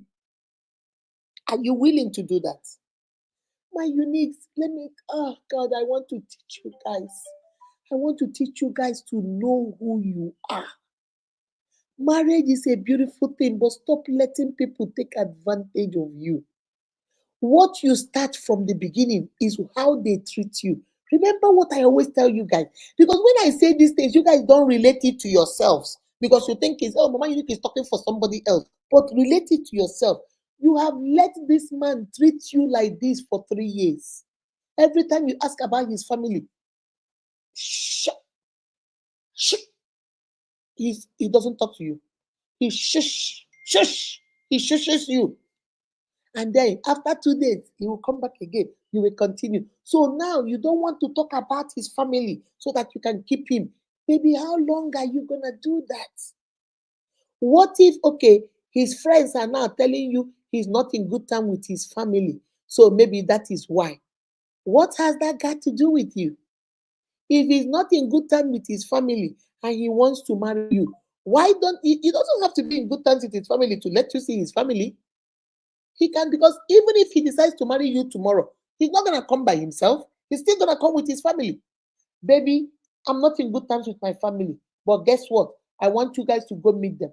When we get there today, don't laugh too much. Don't eat whatever because I'm not gonna eat whatever they give me. Don't eat whatever. I just want you to know where I'm from because I want you to see where I'm from because I want a future with you. My mother did blah, blah, blah, blah, blah, blah to me.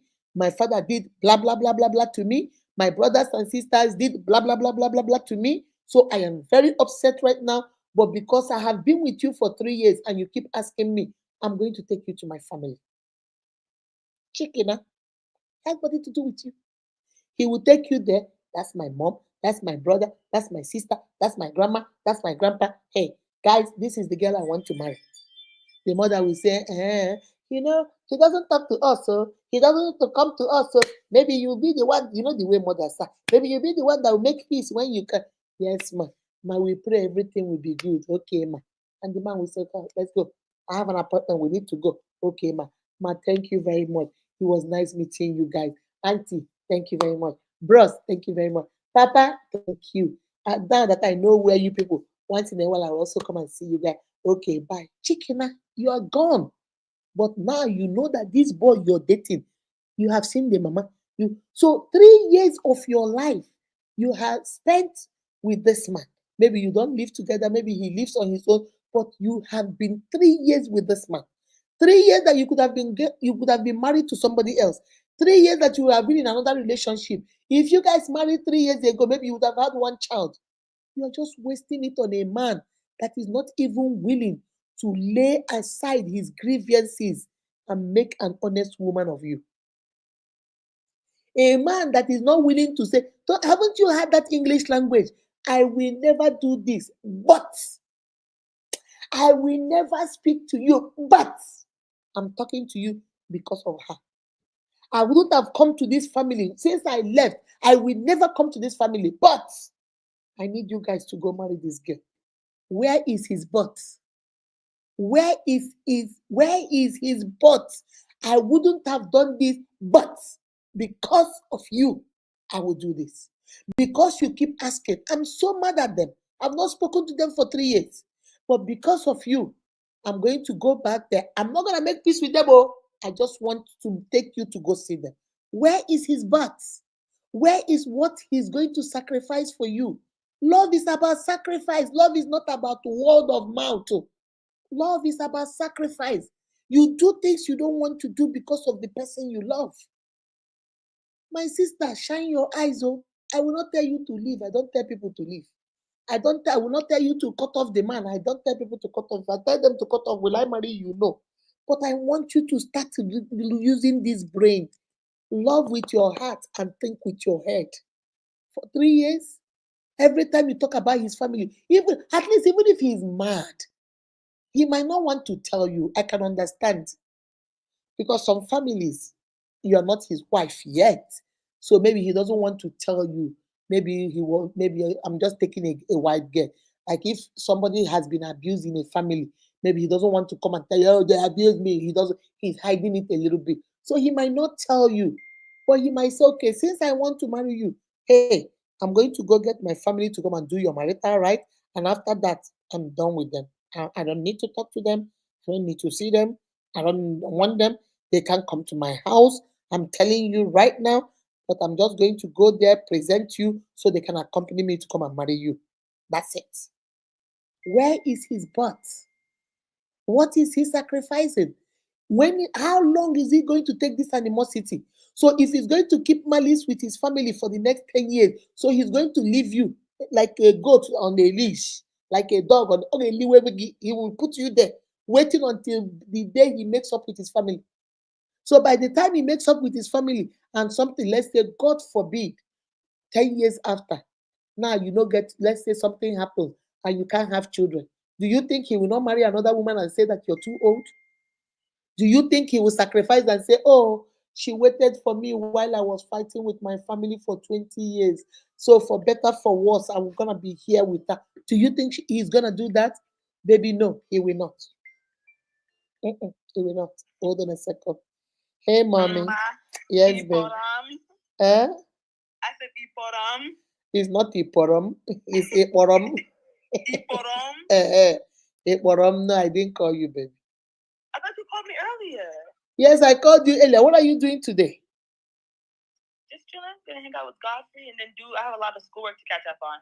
Because that's all due Sunday, but I work. Ticket. No, okay, let's do. Are you free? I'm now? on live right now. Okay. But let me just, I'll text you the dates you check for me. Okay, that'd be better. All right. All right, bye bye. Bye. Look at her. Mamu, she's trying to speak Igbo. Mamu, a polom. What is a polom? A porom.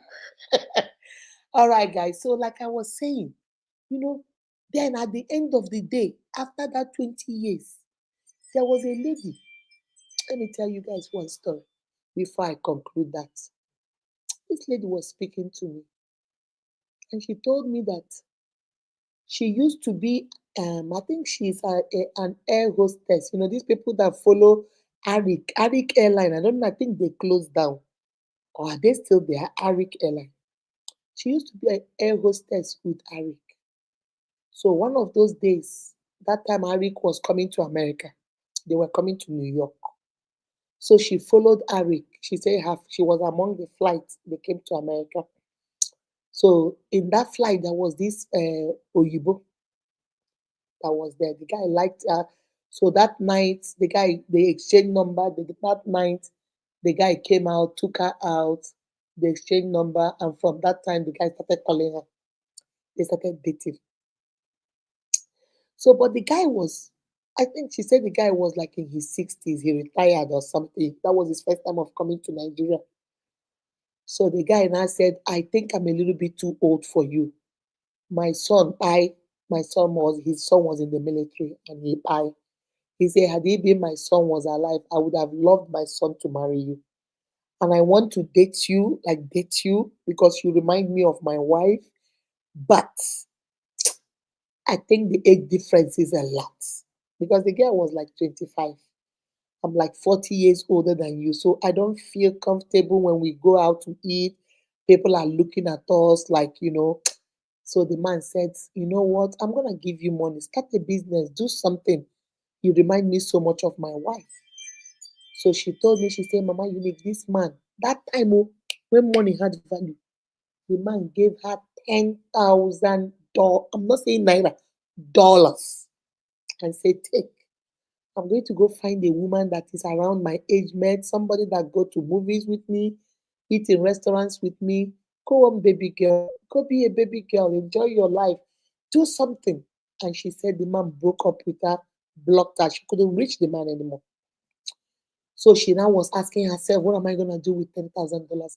What am I gonna do with $10,000? She's kept it, changed it, kept it in her. She kept it in her domiciliary account, and she'll go be taking small, small, still working.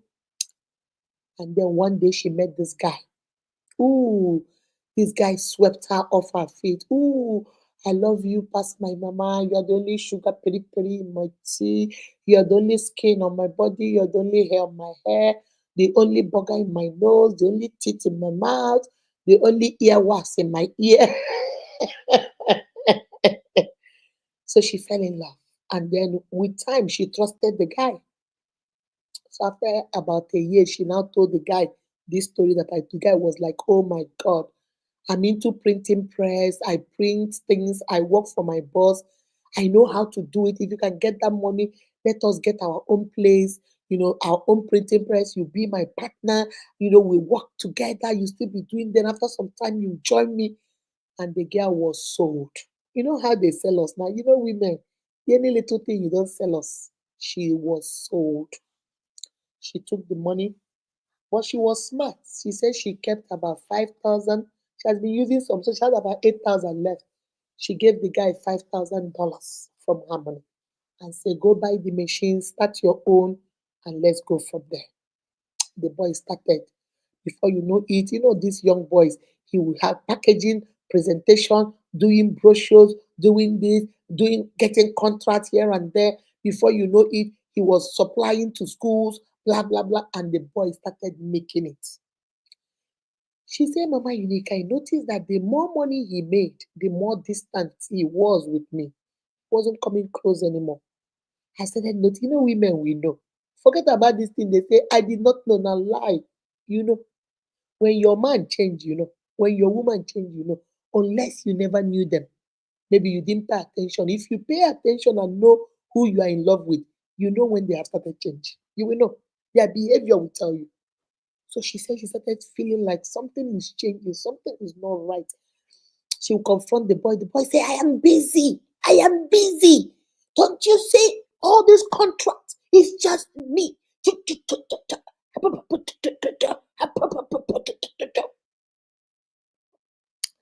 The guy say, you don't spend time with me anymore. We don't take vacations. How can we take vacation? You know what? I'm gonna pay for vacation. Go to Lagos. Go to a resort in Port Harcourt. The man will pay. Go by yourself. I got work. I got work. I got work. The guy say, gradually making love became like a chore. They now have to schedule when they will make love, when they go knock, because the man is always tired. Because he's tired, he's working. The girl now said, you know what? When Eric, I don't know what happened. I think they laid off some people. She was among the ones they laid off. So she said, you know what? I'll just come and join you in the business. The man said, no, go start your own business. I don't want you. We go together at home. We stay together at home. We come again and stay together at work. I don't want that. Guy said, no, but that's what you promised me when I gave you the money. So it doesn't matter. I'm going to be there. The guy started coming. All of a sudden, she started seeing that every day, this young girl will come. This one will come. She wants to type her project. This one will come. They'll be rubbing her husband hair. She say, is this what is going on here? What's going on here? And then she confronted the man. The man said, how dare you? Why would you tell me what to do? That's why I told you not to come here. Now, every day fight. Say Mama Unique. Every day we are screaming at each other. We are fighting. Before you know it, the husband now went and notified all his girlfriend. There's a new sheriff in town. Well, don't be coming there. So now, gradually, the husband doesn't come to work anymore. Every day he say, honey, I have to go do a presentation somewhere. He will leave. So the girl is now in the office and he's gone all the time. Then he will go come back. I'm pursuing contract. I'm pursuing contract. I'm pursuing contract. The girl kept doing this, kept doing this, kept doing this, kept doing this. Now she's stressed. Initially, when they were trying to get married, the man told her she got pregnant. And the man told her to come out the pregnancy because they are starting, they don't have anything. Please come out the pregnancy. I'm starting a business of printing. We will have more children. So now she's asking the man, you have been in business now for 5 years. We dated for about another 2 to 3 years. I've been with you for a total of 8 years. Don't you think it's time now we start having children? The man said, no. Children cost money. Children cost money. So now the girl is doing everything to get pregnant. She was still lying that she was on contraceptives when she stopped. But pregnancy no come. She said 2 more years now, making a total of 10 years. The mother-in-law came one day with the sister-in-law. They cussed her out, called her a barren woman, called her all kinds of names, called her a witch, said she's been eating the children in her stomach, called her all kinds of names. She was crying, called her husband, please come home. Your mother and sister are here. Your sister is about to fight me. Please come home. The guy came home and said, did they lie? Are they lying? I've been with you for 10 years, not even one single pregnancy. You can't even give birth to a rat. You can't even give birth to a cockroach. You can't even give birth to an ant. She said, what? Are you saying that to me? When I was pregnant with her. She said, sure. That once. When else have you that? Please, let's hear for you. Yeah, say, Mama, you hey. I was looking like this and was seeing my life right in front of me. It was just flashing through my eyes like this. Fim, fim, fim. She said, hey. The mother-in-law told her she can't come back here. That they are coming back next week. Next week, they brought a little girl. She told her husband, that girl will not stay here. The man said he will stay here. She can't give back. Other people will give back. She will stay here. She said the girl will not stay there. She said, if this girl stays, I will leave. They asked her, what is she waiting for? She should leave now. Is that a threat? Leave now. If you want to leave, who cares? This girl said, Mama Unique, I didn't want to leave because I know if I leave, the girl will be there. So I went into the room. I cried my eyes out. I cried. I surrendered. I gave everything I had. The house we moved into, I rented. I paid. I furnished. Oh my God, I did everything for this man. Everything for this man. My first baby, I gave up for this man. I took money and put into his business for this man. I have sacrificed everything I have. There is nothing more to give. And yet, look at me. 10 years of my life down the drain. No child, no husband, nothing. And yet, they still want me to give more. I have nothing else to give. If I give them my life, nothing more left. I'm a shadow of my old self. She said she told the husband, you know what? I can't do this. I need a divorce. The husband said, okay, if you want a divorce, go file it yourself. Bring the paper, I will sign. The girl went and filed for a divorce. As I'm speaking to you now, she's single. She's 46 years old. No child, no husband. At least she started a business on her own, a small business she's doing. The man married that little girl, and they have 3 children now, 2 boys and 1 girl. She called me when she told me this story. She said, Mama Unique, you see, sometimes when you say these things on Unique, people think that it's not real. I'm a living witness. I gave everything. Everything I gave was not good enough. Had it been, I did from the beginning, I used that money and invested in my own self. Maybe I would have seen a man that would have married me for who I am. I invested in a man. At the end of the day, they say I'm a barren woman, I can't have children.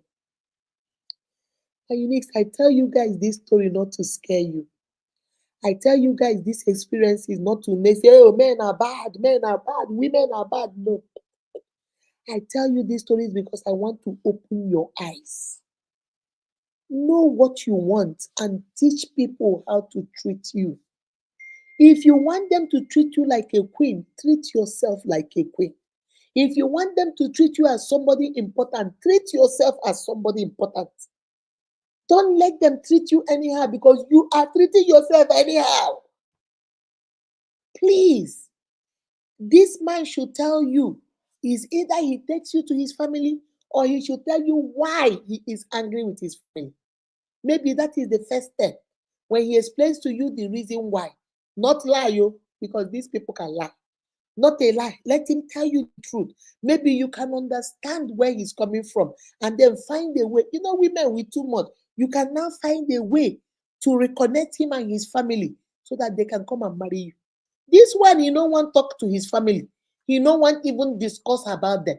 He no want even think about them. Sister, who will marry you? He cannot come to your family. Your papa no go agree.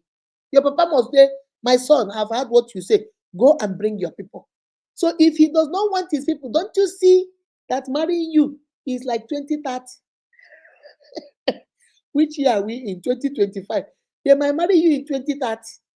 Have you ever thought about that? He doesn't even want to say, he doesn't even want to process it. He doesn't even want to hear it. Talk of, so who go come marry you now?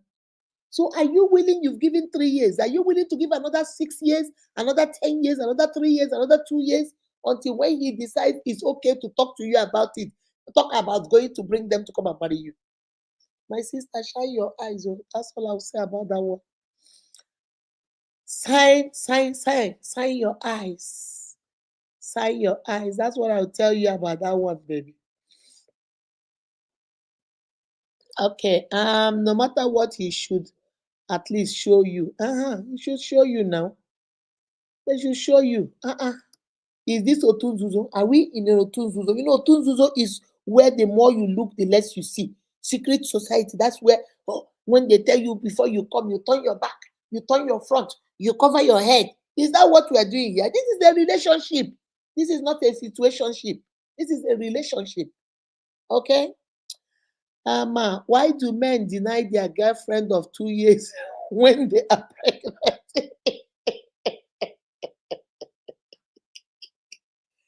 There's this song I normally sing. I am sorry, Akamakoya. In this case, I am sorry. These men are full of it. I'm being honest with you. That's why I teach you guys to know they listen. A man that won't knock you will tell you, say, no, I don't like to use protection. If you get pregnant and we have the baby, we have the baby. When you get pregnant, I don't want baby, I don't get money for it. Use your brain. Protect your own self. Why would you leave everything in the hands of a man? Or you leave everything in the hands of a woman? I also tell my brothers, if you must knock, go with your own protection. Because a girl fit put holes in her own protection because she wants to trap you with a pregnancy. Protect yourself, for crying out loud, my uniques. This man will tell you, oh, I love you past my mama. I go give my life for you. I will do anything for you. I will do all the love song they know. You are my African queen. The light of my life. You will smile. You are my African queen. Sister, when pregnancy come, what did I tell you guys? Love is blind, but marriage is the eye opener. Marriage go open your eyes. Pregnancy go open your eyes. That I love you is because he won't enter. I love you because he won't knock. Any man can say anything once he's ready to knock. He can even promise you he'll make you the president of America. He no get visa. They live for America. He live for Nigeria. But he'll be promising you on that bed that tomorrow you're going to America. I take you to America. I take you to Canada. I take you to Paris. And then I bring you back to Spain. When you finish, you say, love, I thought, babe, you said we were going to America. Which America? Girl, sit down somewhere. Me, I did America. Lagos, I never cross. Why I go take you to America? You did Chris. Your head correct, so they can promise you anything. Because the easiest way to get a woman is to tell a woman, I love you, even though you don't. That is the easiest thing. Some girls will say, I will not do anything with you until you tell me you love me. Oh, baby, I love you. I love you. I love you past my mama. Because that's what he needs to tell you to get what he wants. I've been teaching you guys for years now. When I hear this kind of question, it begins to hurt my soul. Is it that you guys are not listening to me? That's why, because if a man, I've told you guys, love is not a switch. You see the switch light here. I turn it on, light will come. I turn it off. No, love takes time to build, and it also takes time to stop. That's why you will tell a girl, leave this man alone today. Tomorrow you go through back, go to the man house. You go drag her home. The next day she don't go through the corner, go back there. Because love is not a switch. You don't switch it on and switch it off. So if they really love you and they have plans to marry you, now you're pregnant. Even though they don't want you to be pregnant right now because they might not have the money. But like I said last week, they will make provision to accommodate that pregnancy. The first thing that will come in their mouth is not for you to go take commode the pregnancy. Never. Are you pregnant? Oh my God, we're having a baby. Child, baby, oh, I didn't want you to have a baby like this, but I want to have one. But you know what? First of all, we need to come to your family. We need to come and tell them because I don't want any story. Remember, in Igbo culture, friendship does not own a child. I don't know about where you people come from. Where I come from, boyfriend no they own a child. If you want to claim that child, you have to come and do something on that child. Okay? So, Pico, I know that I cannot claim this child. So, you know what we're going to do? I'm going to call my omonna. I'm going to call my uncles. We're going to come and collect the list. We're going to come and do the few little things that we need to, because they don't let you do the marital right of a pregnant woman. They don't let you. But you come and do the introduction. Tell us who you are. You're responsible for this pregnancy. Your intention is to marry this girl. We stop there. And I advise you and him secretly can go to legalize your child. You and him can go do a small court wedding between you and him. Find that one and say, okay, we will not tell anybody. But this is to make sure that our child is born legally into this marriage.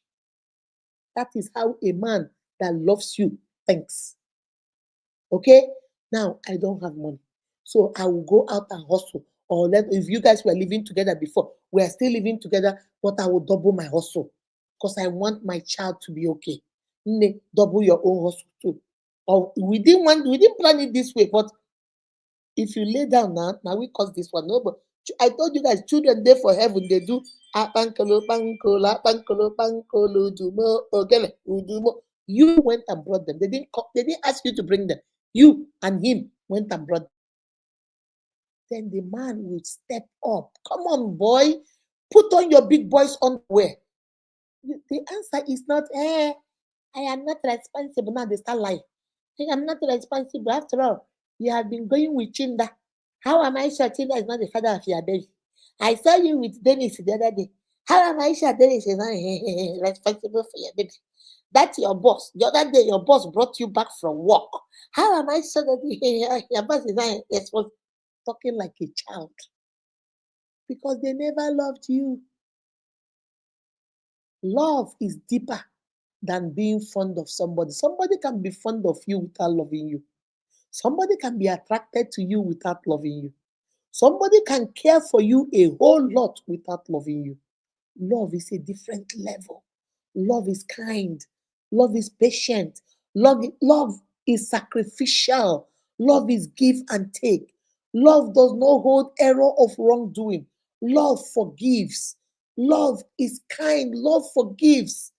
So don't let people deceive you with that word. Or because they know that's what we women like to hear.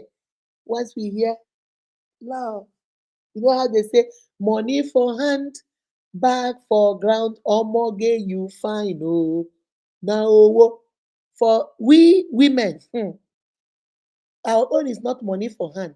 Love for hand, love for mouth. Waiting, we fall down. Omoge you fine. Oh, nah love. Omoge you fine. Yeah, yeah. Nah love. Our own is love. It's not a. If you tell us, oh, I love you, baby, I just love you. Now grace we grace. Now ara why ara. We don't begin grace because they tell us we love you. My sister, gift. The reason why the man would deny his girlfriend of 2 years is because the girl thought she was the girlfriend, but for the man, she was never his girlfriend. Do you understand what I mean? The girl was in a relationship all by herself. The man was there, maybe likes her a lot, maybe cares about her a lot, maybe is attracted to her, maybe is fond of her, maybe she's an acquaintance, but the word love was nowhere there. Why the girl thought, oh, I'm the girlfriend, he loves me. Now you're pregnant and you want to think because you're pregnant, he should be happy. And the man is telling you, denying, I'm not the father of, I don't know who you've been sleeping with because it's not me. That statement, denying it, shows that she was in that relationship all by herself.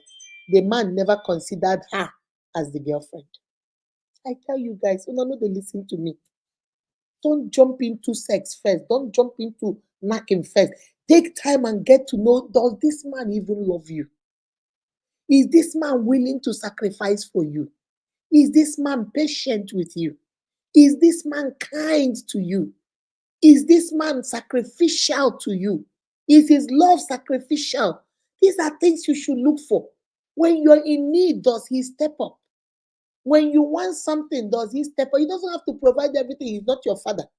But does he show you that he cares more than just having sex with you? Or is it only when he wants to knock you that he is kind?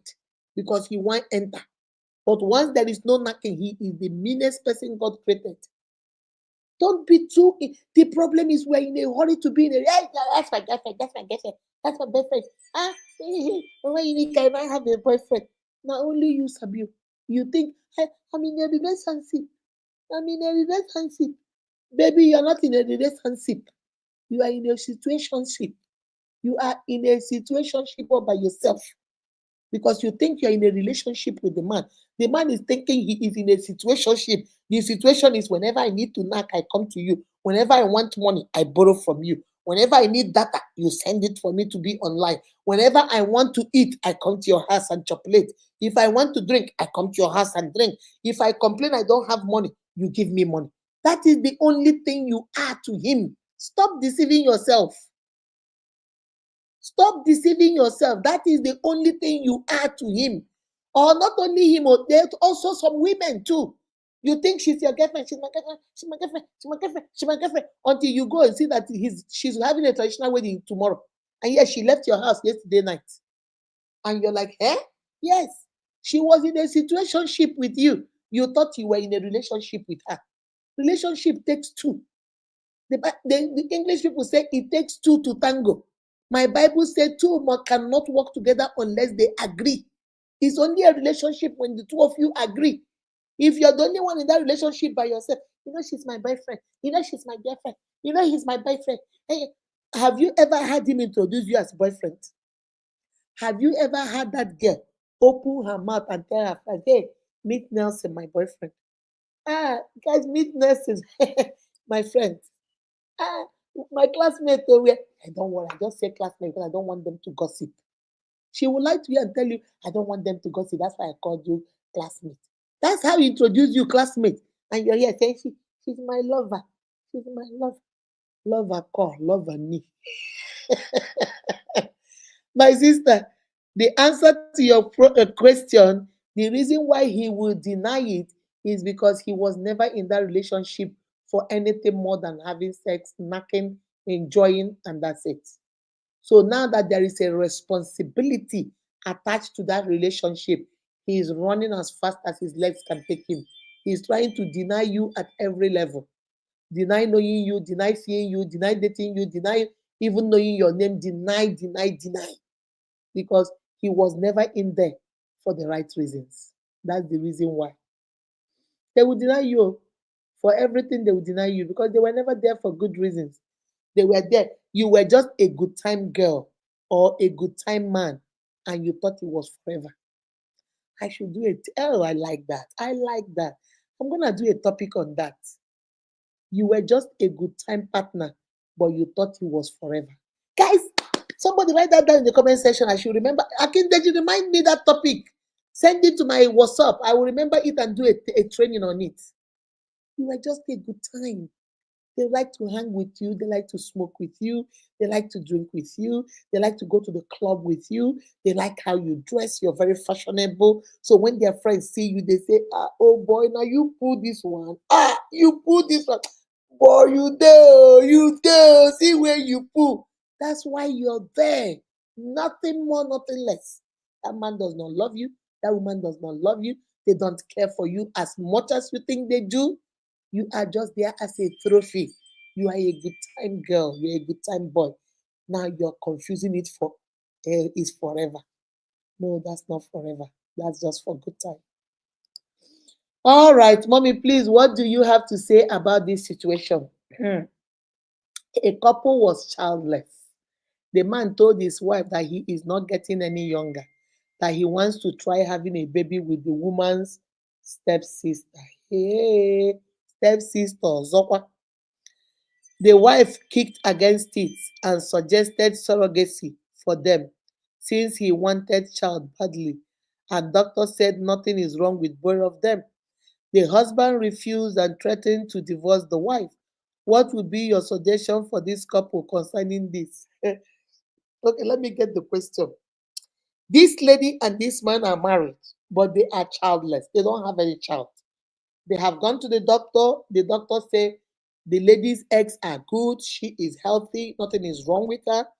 The man's sperms are good. He is healthy. Nothing is wrong with him.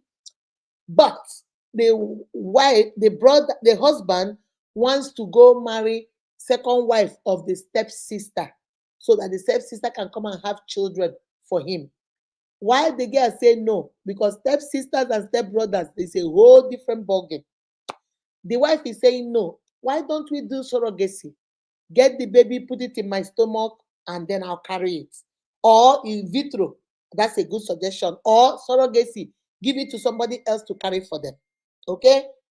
And the man said no, threatening to divorce. He must be the stepsister. I don't know whether you guys remember this song. Ekwensu gburu gị wayo. Ekwensu mere gị copy. Copy. Am I see? Yes. See. Yes. See. Yes. Whoa. Ekwensu gburu gị wayo. Ekwensu mere gị copy. Hey. Hey. Hey. Ekwensu gburu gị wayo. Hey. Hey. Hey. Ekwensu mere gị copy. My sister. Stephanie, tell that lady, your friend or whoever it is, that the stepsister, one thing that comes to my mind, I might be wrong, I'm not right all the time, but one thing that comes to my mind, that husband is already cheating with the stepsister. Because what if he wants a child, does it matter in which way the child comes? The child can come through in vitro, the child can come through adoption, the child can come through surrogacy. Why is it that it's no longer the child, it must be the stepsister? Are you people seeing what I'm saying? You guys seeing what I'm saying? I think the man is already cheating with the stepsister. The stepsister has already, these stepsisters, they are getting ekwensu odasa, devil with 7 tails. Some of these people, they want what you want. You see, that is some of the evils of polygamy. Polygamy, people want to make it look like it's the sweetest thing. Polygamy has its downfall, has its shortcomings, has its challenges and struggle. That's one thing about polygamy. Stepsisters are competing with each other. Stepbrothers are competing. Who's going to be the best child? Who's going to be the richest? Who's going to get the father's love? Who's going to get the mother's love? It's so much chaos. So don't be surprised. That stepsister has already said, she's not having children. Why don't you take me? Why don't I have children for you? How do you know she will have children? Ekwensu gburu gị wayo. Ekwensu mere gị copy. How do you know? Are you God that give and take children? Why would you say, oh, I'm going into that? Whenever I hear stepwives or step women or step second or third wife say that, it confuses me. The first wife is not having, is only giving birth to girls. I'm going to come and I'll give birth to a son. Who told you? Onye Brage. Are you God? Do you give children? Do you work in the factory that produce children? How do you decide that you come and start giving birth to girls too? What is wrong with you? There was this man I know. He married the first wife. The first wife gave birth to 3 girls. He said, oh, you're only giving birth to girls.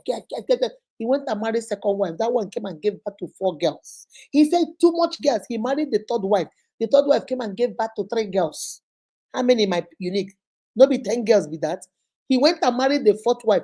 The fourth wife came and gave birth to 2 girls. He has 4 wives with 12 girls. Guess what happened? The first wife got pregnant and gave birth. The only son he has today is from the first wife. Do you see how he wasted 3 other women's time, wasted 3 other women's life, wasted all this, has this many children, until the first wife is still the one that had the boy for him. If only he had patience, that first wife that had 3 wives would have gotten pregnant and had the boy, and they would have had 4 children and rested. Now he has 13 children. I don't like when people say that or do that, like you are God, you decide, I'm gonna come and have a boy. Who told you? Whoever told? Who lied? Who I that made you the queen of the universe? Who told you? So one thing that is coming to my mind when I'm reading that thing, I might be wrong, is that stepsister has already approached the husband, already dating the husband. Don't worry, I'm going to have a child for you. My sister can't have child for you. I will have a child. And if care is not taken, that man must be rich, because these women like money. That man, that her sister's husband might be rich, because you can't tell me that girl is offering herself to every poor man that is looking for a child. But so that man must be rich for her to be interested over there, and for her to show her stepsister that this is your husband, but I can have him. Your bragging rights. I go brag. I can have your husband, and there is nothing you can do about it. If really he wants a child, does it matter how the child came? We can go adopt a child. Since two of them are okay, why can't we do an in vitro? Fertilize the babies, put it in the woman to carry, or put it in a surrogacy to carry. Why can't we do that? But he said no, he's threatening divorce. Can't you see that mini abanano obogre? Can't you see water don't pass? Gary? Don't you see what I'm telling you? My sister, the advice I will give them is this girl, if they have already started dating and they have already started business, there is nothing she can do about it. Because the husband has started intimidating with Guinea divorce. Because he knows I will tell you, and you know, because she doesn't have any child, she will never take that divorce. Some other women will say they walk away, but I think she will not, because she does not want to leave that marriage with the tag of a barren woman behind her. If she had like one child, she might say let her go. But now she doesn't have any, so she knows people will say, oh, she came out of her marriage because she's a barren woman, so she wants to stay there. So the only thing she can do is to talk to her husband, communication again. But let her be rest assured that if that man has made up his mind that that is what he's going to do, whatever he says or she says will not make a difference. The only thing that will make a difference is God. So the first thing she has to do is, if she's a Christian, get to her God. Talk to her God about the situation. I have seen where this kind of thing will happen. Why they are struggling for this and that, she will get pregnant. And then have twins, 2 boys. Or have twins, 1 boy and 1 girl. Or have even triplets. Don't play with God, though. Don't play with God. God has a very fantastic sense of humor. He will just shame you. Shame the stepsister, shame the husband too. So let her just first of all get to take her problem to her God and speak to God. Talk to God. God hears. There's this song I love. It says, Jehovah sees. Jehovah sees. Jehovah hears. Like the storm, I need to leave. Jehovah sees. Jehovah hears. God hears, especially when it comes from a broken heart. Let her go to God with her pain and talk to God. Tell God her situation. This is not the time to blow grandma. This is the time to pour your heart to God and let God be God. Let God do what He does best. You see that deceived sister, confusion will be in their camp. She herself will run. Let her just go to God, tell God, and then pray for God to change the heart of her husband to understand that we are looking for a child, we're not looking for a wife. I think he's getting confused. We are looking for pikin. We know they look for wife. They look for child. We know they look for woman. They look for one. We know they look for wine. They are 2 different things. So going to get a wife is complicating the issue, because the wife can come and still not have children. Then we now have 2 women, still no child. So the problem is still not solved. He goes and marries a 3rd one. That one comes, still no child. The issue is a child. So more women does not mean more children. Let us find a solution to get our problem, which is having a child. When she finished praying, she needs to fast about it. Let her fast, and then let her now go to her husband and speak to her husband. Let's go to a surrogacy. I am healthy. Nothing is wrong with me. Nothing is wrong with you. Why don't we first of all try in vitro? If we try in vitro, it does not work.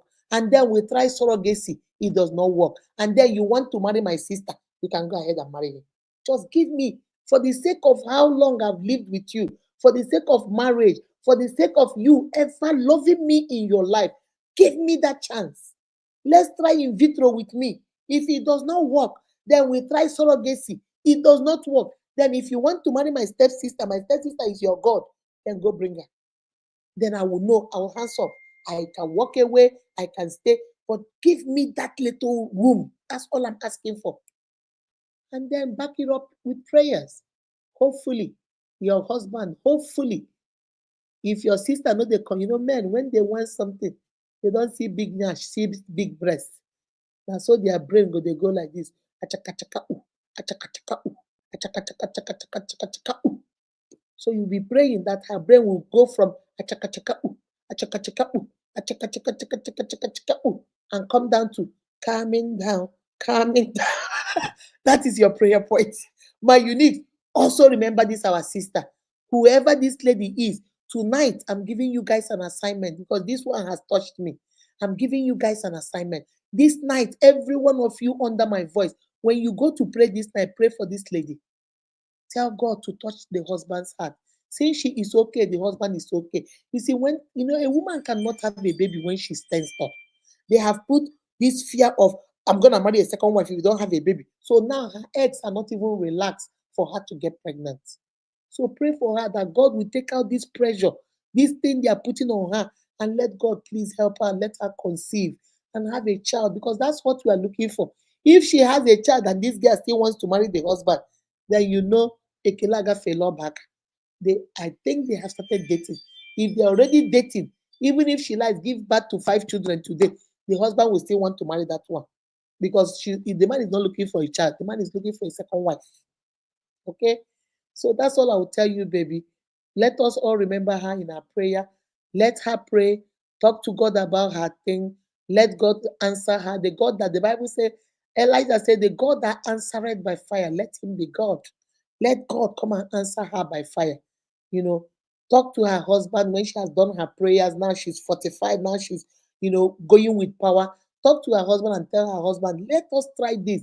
If these ones do not work, give him what he wants. So don't say, "Whoa, we must try this." Then you are not giving him what he wants. Because if he's already dating that girl, long throat is over there with that girl. So give him that option. Let us try. If it doesn't work, then you can bring your girl. Let's just try. Give me a chance. Let's try. And then hopefully, God will be God. God will prove himself. And then we move on from there. All right, my uniques. I'm about to leave you guys. Emotional cheating is very dangerous. It's the worst of them now. Physical cheating, social media cheating, all of them come from emotional. Emotional is the worst kind. Oh, is it? We have talked about it, baby. It is okay to keep male friends, but how do you interact with those male friends? Those male friends cannot be taking you out. Those male friends cannot be going everywhere with you. They cannot be calling you odd hours of the night. They cannot be telling you all their problem where you ignore your husband. Those male friends are like people, hey, how are you doing? People you knew before. You can still talk to them. Hey, what's going on? How are we doing? You can still, but mind your limits. My sisters, we are married women, and my brothers, we are married men. There are certain healthy boundaries you can set around you. Maybe when you were in the university, when you walk past, they will hit your behind and call you Sisi Eko. Baby, you're married now. They cannot, in all honesty, in front of your husband, kick your behind and call you Sisi Eko. No, that is very disrespectful to you and disrespectful to your husband. And if you have children, disrespectful to your children. There should be boundaries now. When we used to walk before, you hit my behind and laugh. Baby, I'm a married woman. You can't be hitting my behind. You hit my behind, I cut you off because I don't play those kind of games. You have to know your limits. You have to set healthy boundaries. It's okay to have both male and female. Even your female friends too. You have to set boundaries because when we talk about male, it's like no, nobody wants to. Even female friends. You cannot be a married woman and every day you are in the club with your single female friends. You cannot be a married woman every day you're following your girlfriend to go do Ross girl, but you're waiting for her in the hotel balcony. Oh no, I wasn't in the room with them. Oh, I was just eating unkobi at the balcony. Come on now, you're a married woman. Respect yourself. So it doesn't matter whether it's a man or a woman. You are now married. Set healthy boundaries around you. There are some friends you don't need to keep, not only male or female. You don't need to keep friends that are destroying your reputation. You don't need to keep friends that when people see them, they say, hey, I didn't know she was like this. So show me your friend and I'll tell you exactly who you are. If I keep seeing you hang out with people that smoke Igbo from morning till night, you're sitting with them. No matter how you tell me you know they smoke Igbo, now lie, you they smoke small. Maybe you never graduate to their level. Because if I stay where people they smoke Igbo, they smell. They smell and the smoke, they choke me. I can't breathe. So for me to sit comfortably there and talking every day, I sit down with them. They are my friends, but I don't smoke. Now lie. After some time, you go begin smoke. After some time of hanging with them, you go begin smoke. How do we say it in Igbo? Ewu na na-eri ji bido sowe ewu na-eri ji, ya eriwe ji. The goat wey no dey chop yam, if you begin follow goat wey dey chop yam, you go begin chop yam. So it's not about the male or the female. It's about the quality of people that you surround yourself with. Anybody you surround yourself with that does not respect you and what you stand for, that word marriage, does not respect your spouse, does not respect those beautiful children you brought into this world, does not respect your reputation. They themselves should tell you, "No, you know you're married, though, don't do this." Please. People will start talking. That's a good friend. Maybe before, when you see them, you jump on them and hug them. Now you jump on him, you say, "Hey, baby, no, no, no, don't do that. You know you're married now." Before they go tell your husband, say that me and you, they not go. That's a friend. He's putting limitations, he's putting boundaries because he's trying to protect your reputation. This one that tell you, "Oh, does it matter? I don't care about your husband. Why will your husband be getting mad because we are friends? After all, I know you before I know him." Now fight. They fight. They fight now. If you're my friend, you will know that I'm now a married woman. There are certain things. The Bible says those that name it the name of the Lord should do what? Depart from iniquity. Is that not why we cry over pastors? Because they say they are men of God. When we see them do small things, we say, "Hey, this pastor is fake, you don't follow." Because we feel there's a certain decorum around them. There's a way they should act. There's a way they should carry themselves. There's a way they should talk. That's why when they start talking things we don't understand, we begin to get angry. Say, "This one, are you sure you're a pastor?" It's the same thing with you. You are a mother. You're somebody's mother. You're somebody's wife. You're somebody's sweetheart. You're somebody's. Your children are looking up to you. You too, my brother, you're somebody's husband. You're somebody's father, a whole father. Somebody is looking up to you. This is not the time for you to be running around the street with Nneka, Chidemma, Patricia, Agnes, everybody. Anything that moves, you move. Any woman that moves, you move. What is wrong with you? Give yourself some respect now. Respect yourself, respect your wife, respect your children. Respect that sanctity of your marriage. If you don't want marry, go out there, no marry. Just roam the streets, go crazy. But when you get into that marriage, the Bible says marriage is honorable. When you get into it, respect yourself. There is nothing wrong in having a male friend, but make sure that your male friend does not cross the boundaries that you have set. Make sure the male friend are not interacting and destroying what you have built in your marriage. Make sure that those male friends, know their limits and understand fully, not understand small. They understand fully that you are somebody else's wife and they must respect that. And if he can do all that, baby, you are okay in my book. If that your male friend can do all this, respect you, respect your marriage, respect your husband, respect your children, respect your reputation, baby, he is okay in my book. But those ones that cross the line, he's your friend. He still wants to squeeze your behind when he hugs you. He still wants to touch your breast when he hugs you. Baby, run. There is fire on the mountain. Run as fast as your legs can take you. That's not your friend. That man won't knock you. Pretending to be your friend, he won't knock you. And if you present an opportunity where you get drunk or you are high or you give an opportunity where he can knock you, trust me, that man will grab and with two hands, he go knock you well with two hands. Because that's all he wants, pretending to be your friend. All right, guys. I'm about to leave you. Once any of my male friends get married, I give them a very long. That is right, my sister. You give them a long rope. Respect their marriage. When they come to you to play those games, you say, "Hey, nah, I thought you're married. Stop that. I don't want anybody to be messing with my husband when I'm married. Because what you sow is what you get. Though. If you like married men, when you get married, now so they go pursue your husband. Your husband will be, some other girls will be your husband's assignment too. Because that's what you did to other girls. What goes around comes around, baby. You will get it. Now you are dating old man. You say, I don't care. If you don't take care of your man, I'll grab her. It's okay. It's all right. We hear you, grandma woman. We hear you. Ogodo. Geru nwaanyị ebe o ruru ibe ya. It will soon be your turn. And you'll be married. Then another little girl will be speaking the same grammar you spoke and will be knocking your husband. Let's see how you feel about it. We go see. Now, not be here with it. We go see. When you start crying, Mama Unique, my husband is a womanizer. I don't know why he just loves women. Yeah, he loves women because you used to be one of those women for that other woman that is crying. Womanizer, husband.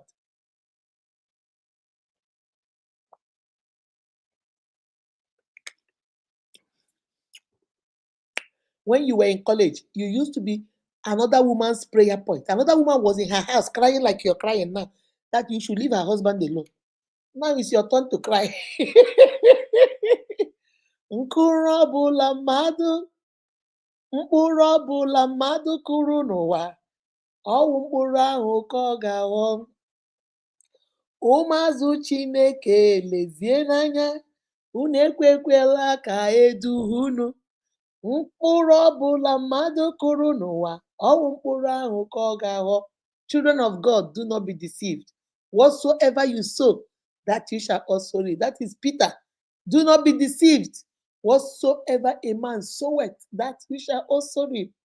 Ụmụazụ Chineke lezie n'anya, unu ekwekwala ka eduhie unu. Do not be deceived. Mkpụrụ ọbụla mmadụ kụrụ n'ụwa, whatever you sow, mkpụrụ ahụ ka ị ga-aghọ. You were busy when you were in college. You were the hottest thing around. Every married man, you say, I like married men. They are the ones that give money. Now, you don't marry. Your own husband, also, another girl is loving him somewhere too because he also gives money. And now you're crying. What are you crying about? Another woman was crying when you were in college. You refused. Another woman is crying now. You don't care. So now it was your turn to cry. Be very careful. I tell you guys, what you throw into the universe is what comes back to you. It's what comes back to you. Okay, once an opposite sex is married, no matter how friendly you have been, please avoid them. Yeah, proximity love is real. Especially, let me tell you the one that scares me. The one that scares me is women that were in love with a man and then they broke up. The man dumped them and moved on with another girl. They cried and mourned for that relationship. After 5 years, they recovered. Now they are married and now they met the ex-boyfriend and now they say they are friends. You go, oh, my ex-boyfriend say I can come out, let's go eat dinner. Oh, there is nothing. Oh, he knows I'm married. He knows I'm married. What kind of rubbish relationship is that? This is a man that dumped you. This is a man that said he will never marry you. But now that you're happily married with a man that loves you, all of a sudden, he now wants to be your friend. You disgrace. Don't you know men like to have what they can't have? Women like to have what they can't have. It's normal human nature. We always like to strive for what we can't have. If they tell you now, no, put your hand in this fire, you go burn, you go put your hand there. Because that's who we are. Now he don't go. Every other girl where he dump you for, don't dump him. Now he wants to come and try. Let me tell you what he's doing. If nobody has told you, come closer. Let me tell you the secret. He wants to see if he still got it. That's all. Nothing more, nothing less. He wants to see. I left Akudo for Chidinma. Chidinma has dumped me. Stella has dumped me. Florence Akindeja has dumped me. But you know who I know that will never dump me? Let me go back to Akudo because I know that girl loves me. Even though she's married, let me go push the limit and see what she go fit do. Do I still have it? Have I still got it? Can I still make him want? Can I still make her do things for me? And then all of a sudden they start with Onyoma Angelina. Onyoma Nancy. Onyoma De Polo. They will not start. Maybe you look good. Your husband is doing a good. They will first of all start by praising your husband, and you think you and them are on the same page. Oh, baby, you look so good. Your husband is doing a good job. Can we grab dinner somewhere? There's a restaurant there. Can we grab dinner? And you laughing like a goat. You want to go. You go. You'll be grabbing dinner. He will smile. He will touch you a little bit. He wants to see if you will say no or if you get angry. He's testing the waters. My uniques, listen, I know these things. I have dealt with so many of my clients that are going through the same thing. Then before you know it, he will laugh, laugh, laugh, laugh, and put his hand a little bit like this on your leg, just a little bit like this. And then he's still talking and talking. You didn't move his hand. He said, "Oh, good." He then the next one he'll talk, talk, talk, and then he'll rub it like this. He watch you. You still didn't say anything. He said, "Oh, I still got it. I can still get her if I want." Okay. Are you happy? Then he start asking you useless questions. That's what I call useless questions. Are you happy in this marriage? You know I could have married you. It was that Chidema girl that deceived me. But when I came back to make up with you, it's like you have gotten married. And since that time, I've been missing you. If you're not happy, you can come out though. If you come at me and you know I've always loved you. That's what Stella, my daughter, will always teach me. Hey, Saishi. That's how they'll be washing your head with lies. Stella always say, hey, Saishi. They will be what? He'll be like, I would have married you. You know, I came back, I looked for you. I even went to your mother's house, and your friend told me that you married Nelson and now you live in Lagos. And I said, oh, how I wish one day I will see you. I have been saying, how I wish one day I'll see you. And then I now saw you in front of the store. And then we're, oh my God, Nay, you still look good though. Nothing has changed. How many children do you have? He said, I have 3, 2 boys and 1 girl. He said, what? You still look this good at 3? Lala, you. Maybe you look good, maybe you don't.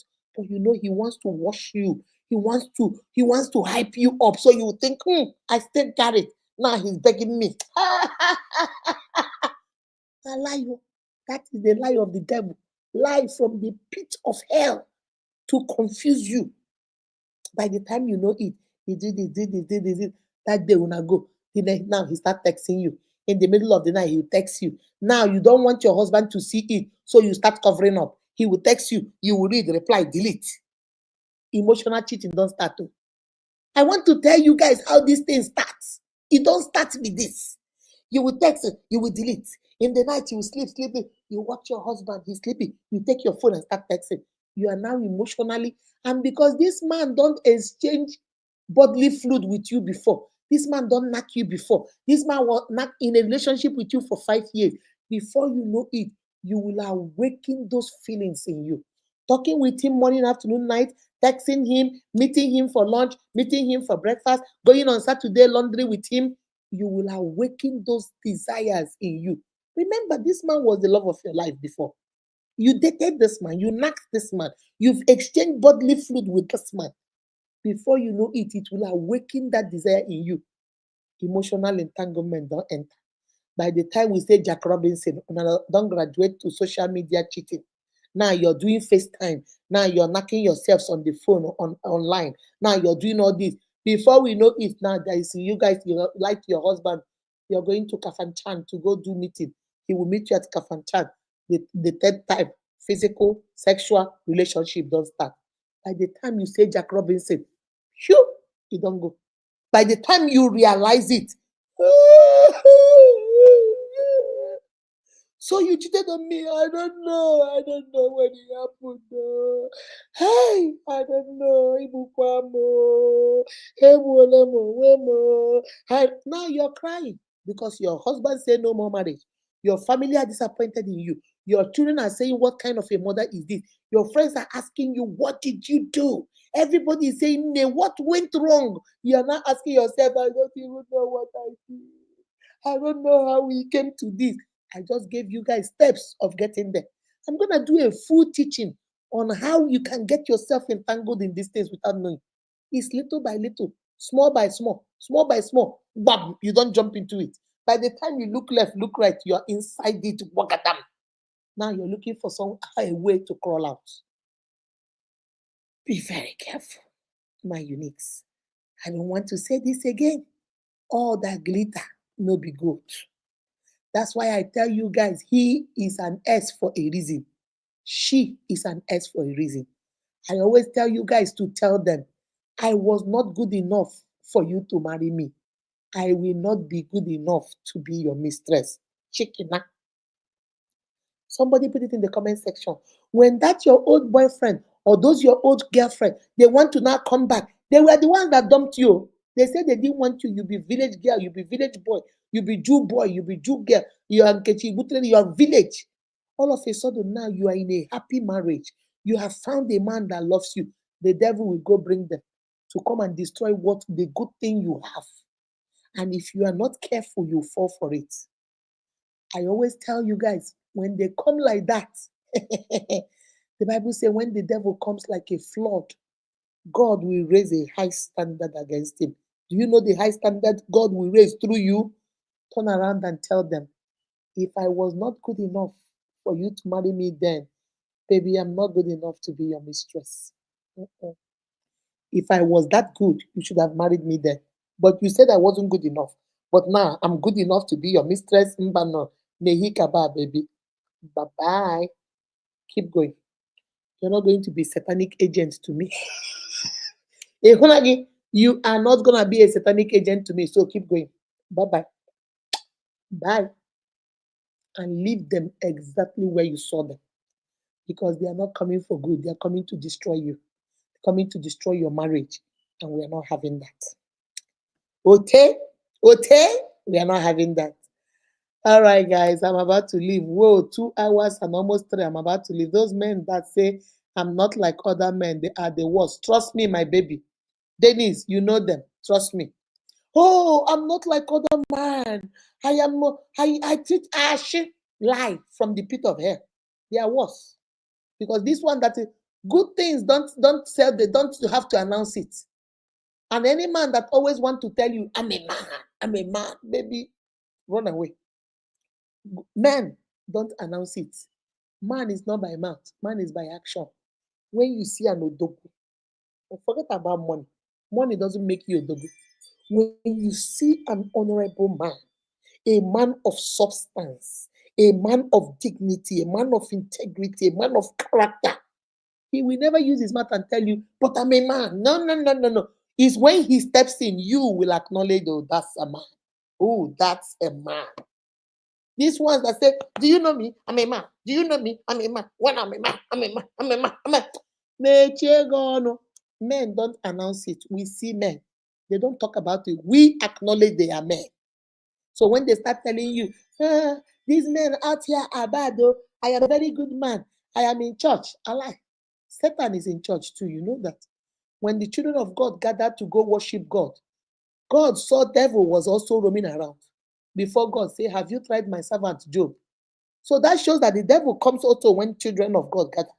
So do not be deceived. Because he say he's in church does not mean he's not, he might not be the devil. What if she get pregnant? That means she know anywhere. That means she know anywhere. No, if she gets pregnant, it's just that these girls, you guys don't listen. I told you guys, I have warned you guys. Why would you go knock a man without protection for yourself? It's not all about the child. What about diseases? What about sicknesses? What about other things? Why would you do that to yourself? Why? And then some of us, I have told you guys, some of you guys think that because you're pregnant, you keep a man. Come close.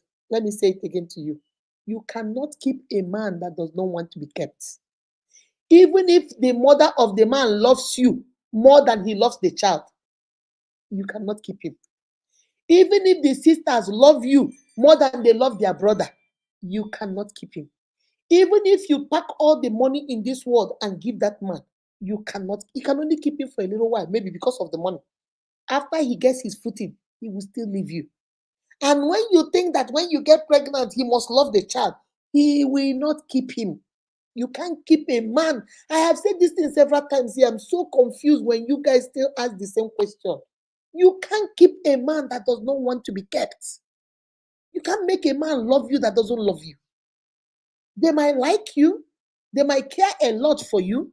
They might like you a whole lot. They might be even fond of you. But that word love is nowhere in the dictionary. But you're trying to interpret like, care, fond. You want to times it and make it love. It's not. Because when somebody loves you, there's a difference. That pregnancy should make him even love you the more. because you're trying. Remember what I said initially, women have the power to reproduce godlike children. He should be happy that you're reproducing him. But this one that does not even denying you with the pregnancy, like the other sister asked, denying you that he doesn't know you, and then you think he loves you. But that is how we tell ourselves those lies to feel good that, oh, they love me. Mhm. Not all men are happy when their girlfriend pregnant, especially when the man is not happy. Especially when the man doesn't want. But I also blame men. I don't blame women only. Do you understand? When you were snacking her without protection, what did you think will happen? You didn't know for every action there is a consequence. Sometimes when we blame the women, we should also blame the men too. We blame the women that you should have asked him to use protection on you. But we also blame the men, they should have also asked for protection. Don't you want to protect yourself too? Forget about pregnancy. What about diseases too? So we blame two of them.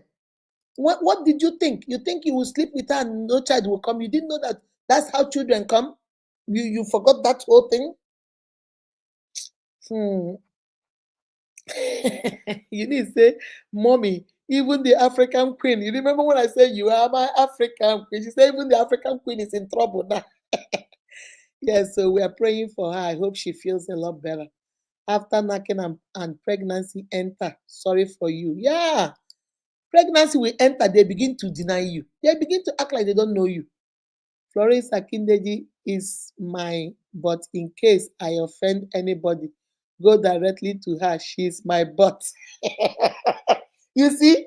So every woman, for that man to say he loves you, that man must be your butt.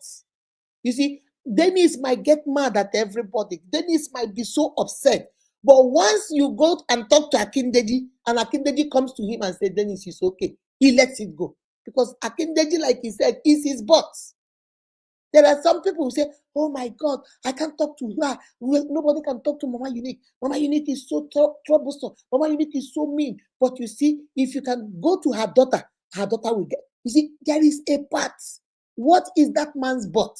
What is that thing he will say? I don't deal with my family. I don't like these people. They did this to me, they did that. But because of you, to show you I love you, I want to marry you, I will go get them involved to come and do your marital right. This is why he doesn't even like to hear his family. Who go marry you now? So are you going to go live with him without marriage? So you want to go shack up with him without marriage? My unique. So not gonna shine on our eyes. Don't let people be deceiving you guys in this manner. These things are very simple. That's why I don't believe in love at first sight. Then he say you don't believe in love at first sight. One just left my side now, and his last words was, I can do anything for you. My reply was, bro, go and fix yourself. I can do anything for you. I can do all this, anything he can do for you. Get pregnant now. It will be, I cannot do anything for you. I cannot do, even I'm not the father of the child. The story will change. A man can say anything, just like a woman. A man can say anything just to knock you. I told you they can promise you that they will take you to America. Then you stay 2 days. They take you to Canada. You stay 2 days. And then they'll fly you straight to Rome. And then you meet the bishop, the archbishop, and then they bring you back. Yet they never cross Aba. They live in Aba. They don't even get car. But they won't fly you go America. You never see anything.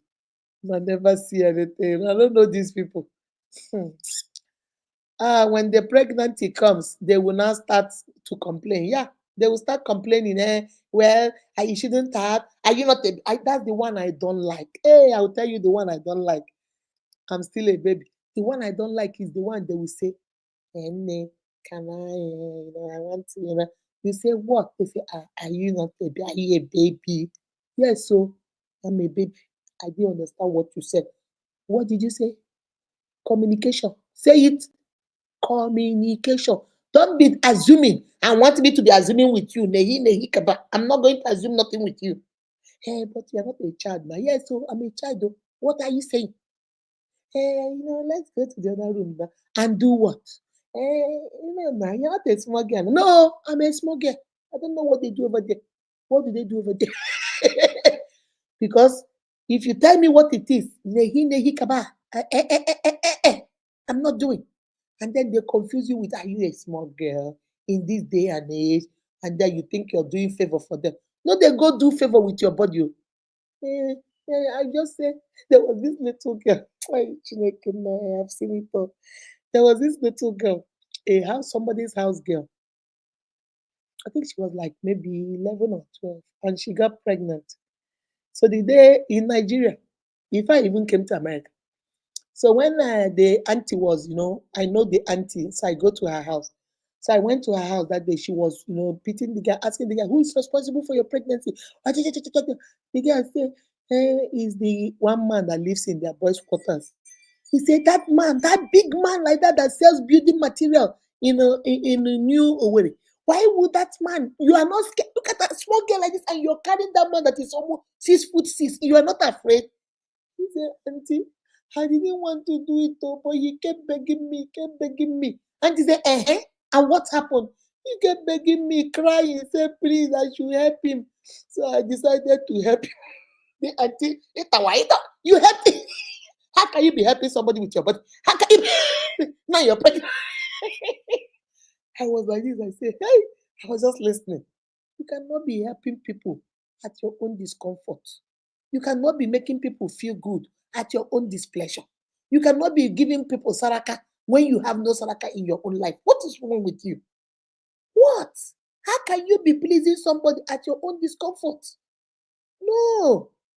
They will tell you, no, I don't like protection. I don't like protection. It doesn't feel natural. Okay.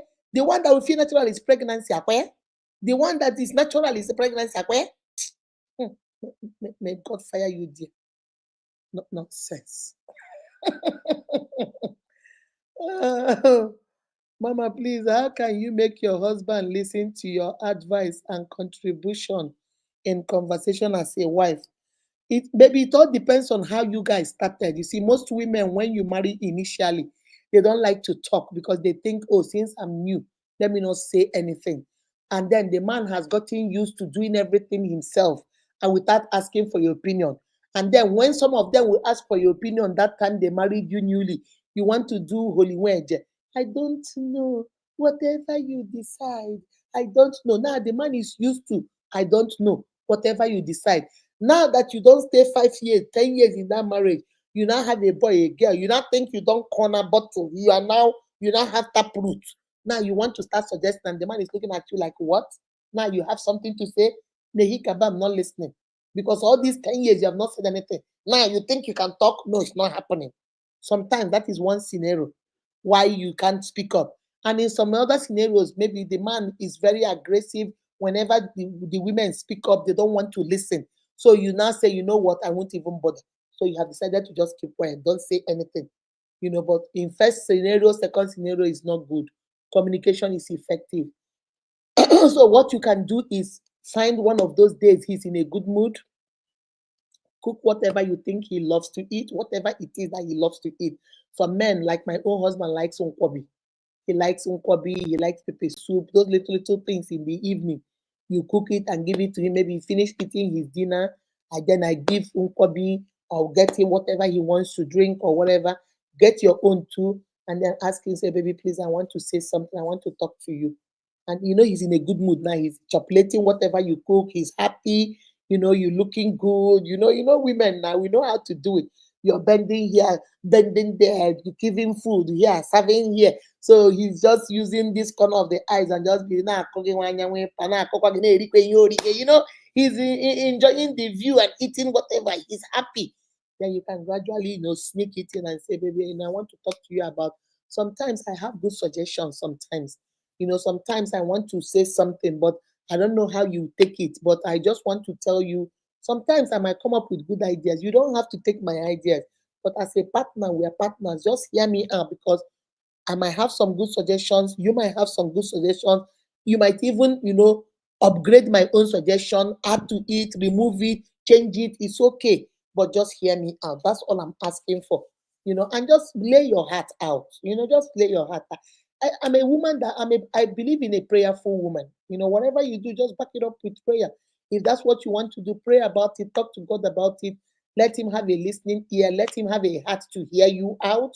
And then go carry on your mission, girl. Walk it, girl. Go get your lingerie. Those ones you know he likes, Put the children to bed. Everybody has eaten. He's in the parlor watching his football. Bring him his nkwobi. Bring him whatever he likes to drink. Give it to him. Bend down, give it to him. Your lingerie looking all sexy and nice. He's looking at you like, sis, when did this one happen?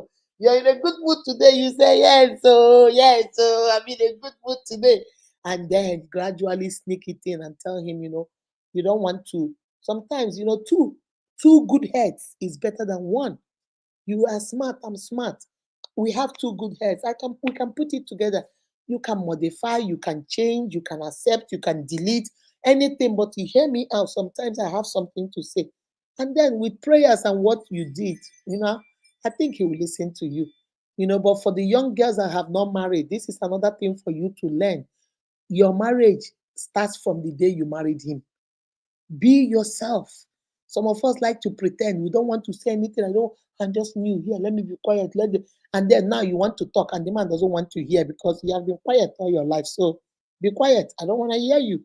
So start from when you get married and start whatever you don't like, start talking about it in a positive way, not derogatory way. Don't put him down. Don't make him feel less than a human being or less than a man, but suggest things. And when you suggest and he doesn't take it, don't get upset. That's okay. Sometimes I suggest to my husband, and after I finish, he say, yeah, I see what you're doing, but I don't want to do it that way. I say, oh, okay, so do it any way you want. So still let him be him, but just you want him to hear you out. Okay, my love. Mr. Chinda, I just saw you now, baby. Yes, that is how it is. I just saw you, Mr. Shindo. All right, guys, I think I gotta go. It's almost, oh Lord. See, when you start this answering questions, you don't even know the time has gone. So, guys, I'm about to leave you. I think I've answered majority of the question. The other ones are just comments. I'm trying to see if I can take one more before I leave. Before I leave, before I leave,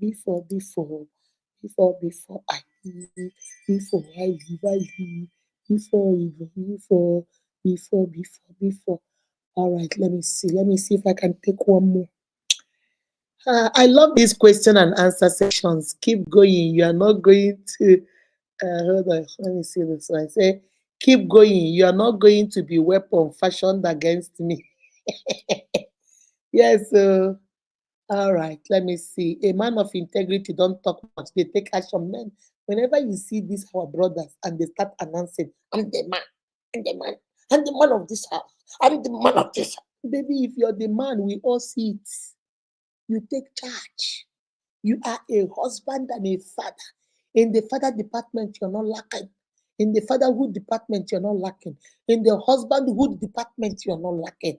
Your in-laws, you're not lacking. In your own family, you're not lacking. It doesn't have to do with money. Don't confuse it with money. You are a man of integrity. When you speak, your family, everybody know that they lie. You are an honorable man. You tell the truth, whether you don't know whose ox is God. You must tell the truth. It's people that will say, you see that man, Chinda is a man. You know that Chinda, that woman is very lucky to be married to Chinda. This one Chinda is announcing to us, I'm a man. I'm a man. I'm a man. When you see me, you have seen a man. You've seen a man. You're not. So you're trying to confuse us and convince us. Your action is what will convince us, not all these things. Adobe Vivian, how are you doing, Mama? A man of I read that. He doesn't talk much. Men that do stuff, even women don't talk much. Don't come and be telling me I'm a woman. I'm a virtuous woman. I'm a virtuous woman. Virtuous women, we see them. We know they hear them. We they see them. Then they do them. I'm telling you, once you are pregnant, you will see the other side. Trust me, they will be betting you, baby. Oh, I can't wait for you to have a baby for me. I know our baby will look like you, baby. You know your nose is so beautiful. Our baby, we have your nose. Baby, you see, when I look into your eyes, I see my baby's eyes. This is all before the pregnancy. Once you come and say, baby, we are pregnant, you say, you are who? Who is the we? I'm getting confused. Akudo, you say we are pregnant. Who is the we that is pregnant? Me and you, or you and yourself? You say, we, me and you. And who is the father? That's the next. You have been sleeping with him. You have been living with him. He knows you don't have another boyfriend, though. All of a sudden now he's asking you. And who is the father? You say, baby, what do you mean by that? You are the no.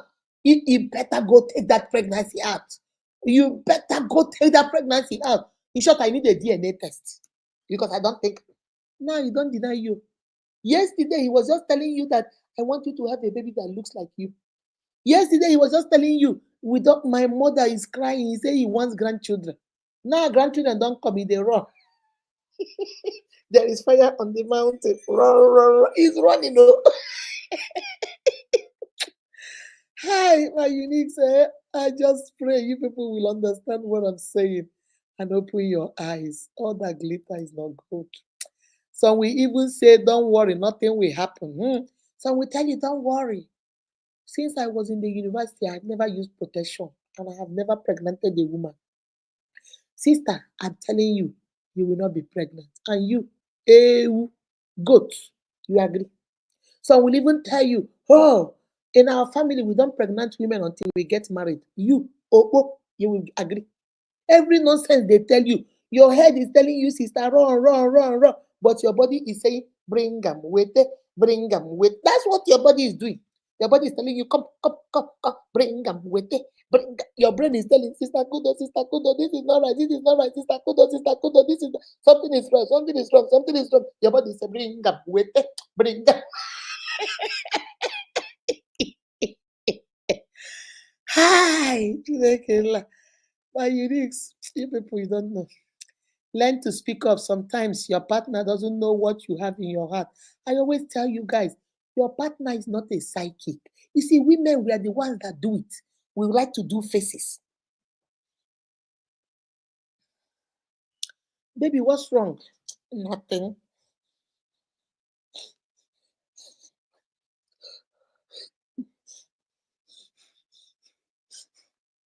The man has gone over there, watch football, drink his beer, eat his food. He's over there snoring. And you're here crying. You're here crying. Nobody knows you're crying. Nobody sees your face. And then you get angry. He's ignoring me. How can he ignore you? Men are not built that way. Women are built that way because we are the mothers. We have nurturing in us. So we can look at people's faces because we look at our children's faces. Nah, this way your face is looking like this. Do you have a fever? It's only women that have that. Very few men can look at your face and say, oh, this one, she's not smiling. Maybe she's mad. Maybe what's wrong? You say nothing and they will keep pestering you. Some men, once you ask what's wrong and you say nothing, they'll leave you alone. But some other men might go, no, what's wrong? You don't look happy. That's not the one you married now. Maybe Stella's husband is like that. Maybe Chinda is like that to his wife. That does not mean my own husband is like that. He is not. And you think you're over here doing your face like this.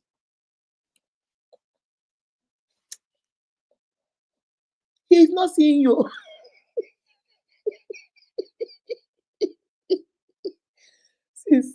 Sis, come closer. You know they see your face. you know they see. You know they see. You must speak. Some men, majority 85% of the men, you must tell them what is wrong. They are not psychic, they can't read you. So please, for crying out loud, open your mouth and talk. If you don't like something, say, baby, this is not sitting well with me. Oh. Some of you will say, I don't want to say anything. We just got married last year. We are in honeymoon stage. Okay. Very soon, honeymoon go clear for your eyes. That's when you will know that you need to speak up. Because if you don't tell him what is wrong, he will not know. If you don't tell her what is wrong, bros, she will not know. She's not a psychic. You must open your mouth and talk and say, hey, look at what is wrong. And then you can get help. All right, I cry a lot when I was newly married. Thank God my husband is matured. If not, I don't know what will happen. Even me, Baby, you're not alone. When I got married newly, if there is an award for Cry Baby of the Year, you give it to me. I told you guys, I have never, all my life, I've always had a birthday party. So when I came to America the first time, that was my first time of leaving home. And it was my birthday. I came to America May 24th. I think May 24th. And my birthday was that October. My husband went to work. He works night that time. He came back. I was expecting the way we do it in my house. He would say, Happy birthday. Everybody would say, Happy birthday. Everybody, it's a big thing. My mom will bake cake and everything. This man just went to go sleep. I say, yeah. I went here. I was just walking around thinking maybe he would say happy birthday. This man didn't say happy birthday. Man went to sleep because he just worked all night, 12-hour shift. He came back around 8 o'clock and just went to go lay down. I went into the other room. Cry baby. At one. Mom. I cry, I sneeze, I wipe my eyes. The ugly eye, ugly cry. And me, I'm fair. So when I cry, this whole place turns red, like pure red. My eyes were swollen everywhere. I don't want to marry again. Oh. I'm going home. Oh. I want to go back to Nigeria.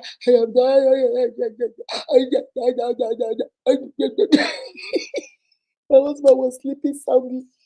He didn't know. After some time, he said he felt like he was hearing somebody cry, but he thought it was in his dream. But he kept hearing that thing. So he now woke up. You know how you wake up? He looked around and said, called me. He didn't see me. He now followed the cry and came into the other room and said, what is wrong? Me, talk to him. I was doing my face.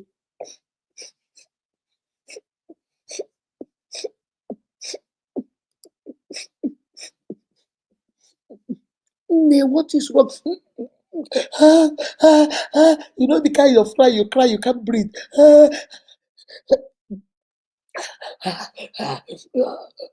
I'll use my clothes.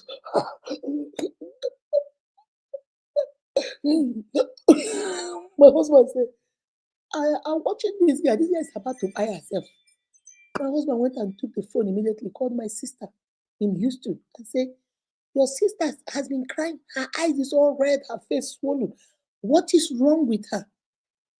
My sister said, do you know what today is? My husband said, what is today? You see why I tell you, if you don't talk, they don't know.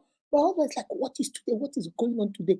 What happened today? Did anything happen when I was at work? Did she call you? Did she say something? My sister said, today is her birthday. You didn't remember her birthday? She is the last in our family. My mother gave birth to 5 children. She is the last. She's the baby of the house.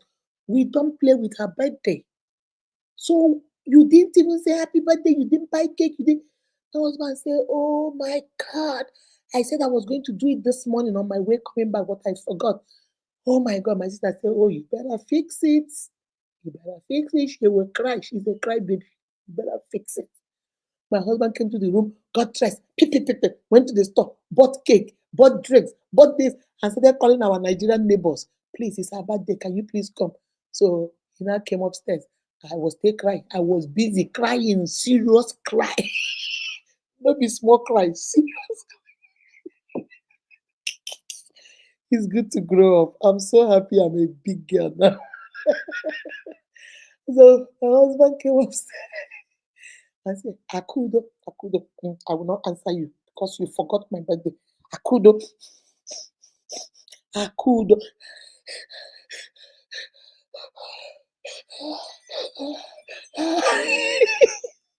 Can you please come downstairs? I want to show you something downstairs. I'm coming. And then I came down. As I was coming down, I was hearing voices downstairs. I was like, who are these people in this house now that I'm crying? If I come down there and see anybody there, and they will see the other side of me. As I was coming down, immediately I got to the last step. I had surprise, happy birthday. Come and see the big smile on my face. And like, my husband look at her. She's a crybaby. Why are you crying? Instead of telling me, I forgot. All you had to do is, nah, did you forget today was my birthday? And I would have gone to do this. Staying and crying for 2 hours, giving yourself a headache, is it necessary instead of talking? I said, but you should have known. I forgot. Are we, can't I forget something and you remind me? Can't I? Oh, okay. It's okay. Happy birthday. Those are your cards. And then everyone was like, happy birthday. I now started laughing like a goat myself. And I started maturing. I started growing. Marriage is not a small thing. You learn and you grow. You have to talk. If you don't talk, how would they know what is wrong with you? Crying and doing your face like this all through the house. You think that man is seeing you? He's not seeing you. He thinks maybe you did your hair and he's hurting you. That's why your face is like this. He doesn't know. You have to talk. All right? All right, my uniques. It's 3 hours now. I'm done today. We'll continue next Saturday. Take care of yourself and each other. I love, love, love you guys. Remember, you are beautifully and wonderfully made by God. That is why every single one of you is unique. Be kind to yourselves first and to each other. I love you guys. Mwah. Bye bye. Be bye. Be bye.